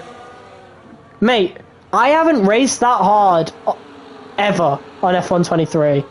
It was that close we knocked over the bollard just to try and get ahead of him. Russell really tried squeezing us there on the inside. If that happened on 23, that would have been race over for us, because that would have, like, death curb, destroyed our, you know, underbody. Mate, what a great race. What an absolutely great race. That was awesome. And we managed to regain our P9 in the end as well, because that's where we started. But yeah, Russell just had a really bad qualifying, so our pace was actually just P10. But because of, you know, circumstances, you know, we were able to get the P9. Which, that is the beauty of Formula 1. Anything can happen. But yeah, we were really throwing everything on this last lap. Gotta go, mate. Good stream. Alright, bro. I'll be streaming over the next few nights. Well, yeah, probably Friday. Tomorrow I'll be uploading the early access review. Next week, we'll be doing a lot of streams on F124. So, yeah, keep your eyes out for that. Wow. We gotta keep looking at this. So we actually got in front out of turn 1, like around the outside.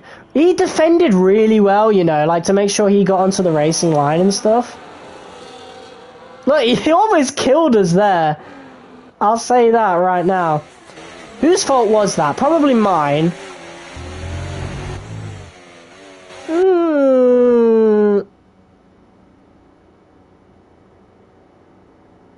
Could we have gave him more space?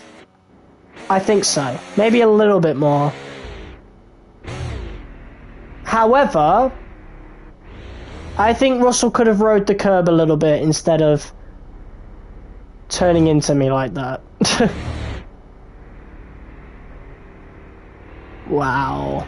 Just really, really dirty racing. Really hard. Oh shit. Really, really hard racing between... Oh wait, it was right where we were. Yeah, just really, really hard, aggressive racing between me and the former Williams driver. And then diving down the inside here. Even more contact. Just such hard racing, then the world was probably watching that. Russell might have thought he'd have won it. But then we dove down the inside yet again. And yeah, he was out of ERS, I think. Hold on. Was he out of it, or was he... Oh, wow, he used a lot of ERS since the last lap. Wow. So he was really fighting me. Really fighting me. But that was it. Mate, what an awesome race. That was really good. I won't lie.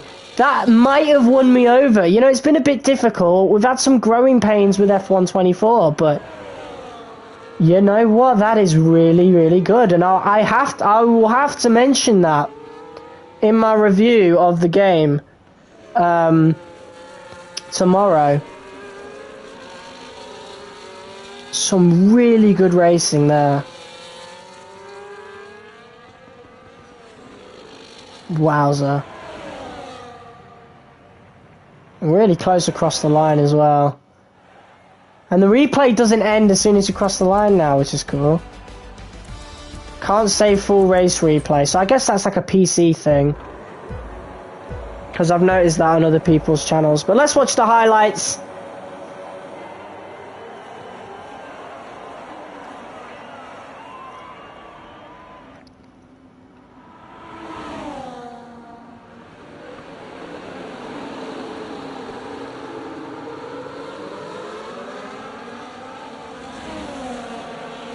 Man, to think we were really fighting with Hamilton at one point. Look at that.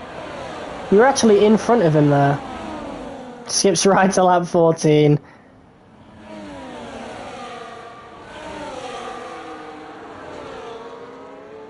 Wow.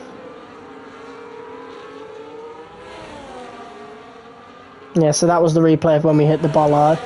This will be the questionable loss of control of the car. Honestly, mate, I think I might like the racing with the AI a little bit more. I do a little bit more than 23. However, I do think there should be some tweaking to the ERS for sure. Like, for definite. I do still have problems with the ERS. But, you know what? The racing, way better.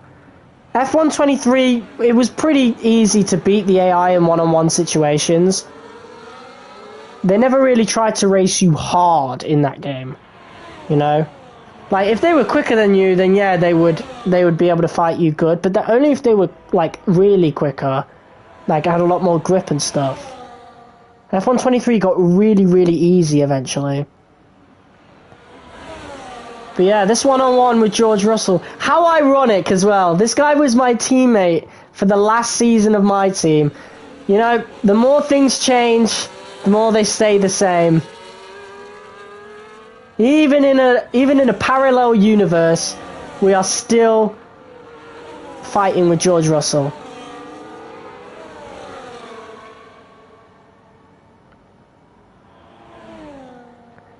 And you know what? Another thing I've noticed, in a lot of these overtakes that I did on George Russell, the 23 AI would have just turned away from it. They would have just tried to avoid it. You know? There were times, like, hell, go to my last YouTube short, you'll see that Perez does try to move away from me when I do overtake him. So that they seem to have gotten rid of here. Like, they actually do try to stay fighting you as much as they can, which is great. That is fan-bloody-tastic. But there you go. We have overcome Albon in both qualifying and the race. That is awesome. You know what? A good race for Williams all round. A P9 and a P11. Really not bad at all. Would have been double Williams points, but yeah. The only reason 2 Williams got in there in the first place was because Russell had such a bad qualifying. But still, that is a lot of potential for the Williams team in this game. So now we are at 66 overall. That's awesome. We've got secret upgrades there, simultaneous upgrades, whatever that is. I guess this is what we unlock, like the perks we unlock. Okay.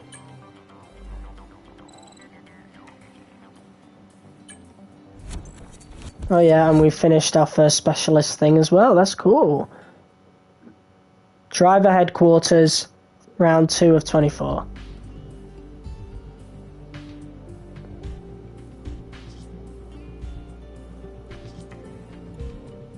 Oh, we're gonna have a fancy cutscene like that every time? Who knows? What have we got here then? So we got new goals available, which we'll look into next episode. But yeah. For now, those are your driver's standings. P6 for Williams, so that is a big improvement over the P7 from last season. So far, so good. P9 in the driver's standings with our first points on the board. Could have been 1, but we fought really, really hard to get that second point, which could prove to be really, really important if we have a look at other events. I don't think we'll be strong in Jeddah. I think we're going to struggle there. Australia, Guess we'll see. But yeah, I think we're going to have a tough time next episode at Jeddah, because one of our main weaknesses of Bahrain were the main straights against, you know, Mercedes, for example, and obviously all the guys ahead of us. So we could be in some big trouble in Jeddah. Who knows, though? But guys, that is the end of this episode, our very first episode of F1 24 Driver Career Mode. If you guys liked it, be sure to hit that like button as hard as you possibly can. Tomorrow, I will be uploading an early access review of the game, and then on Friday, we will be doing a live stream of F1 World. So we'll be experiencing the series in F1 World, unlocking the fan zone and seeing what that is, and we'll be doing multiplayer sessions. So the next career mode episode might not be till Saturday or Sunday, one of the two. But yeah, guys, thank you all so much for watching this episode of F1 24 Driver Career Mode. If you guys liked it, be sure to hit that like button as loud as possible can, comment, share, and subscribe. And until next time, I will see you all in the next video. Until next time, peace.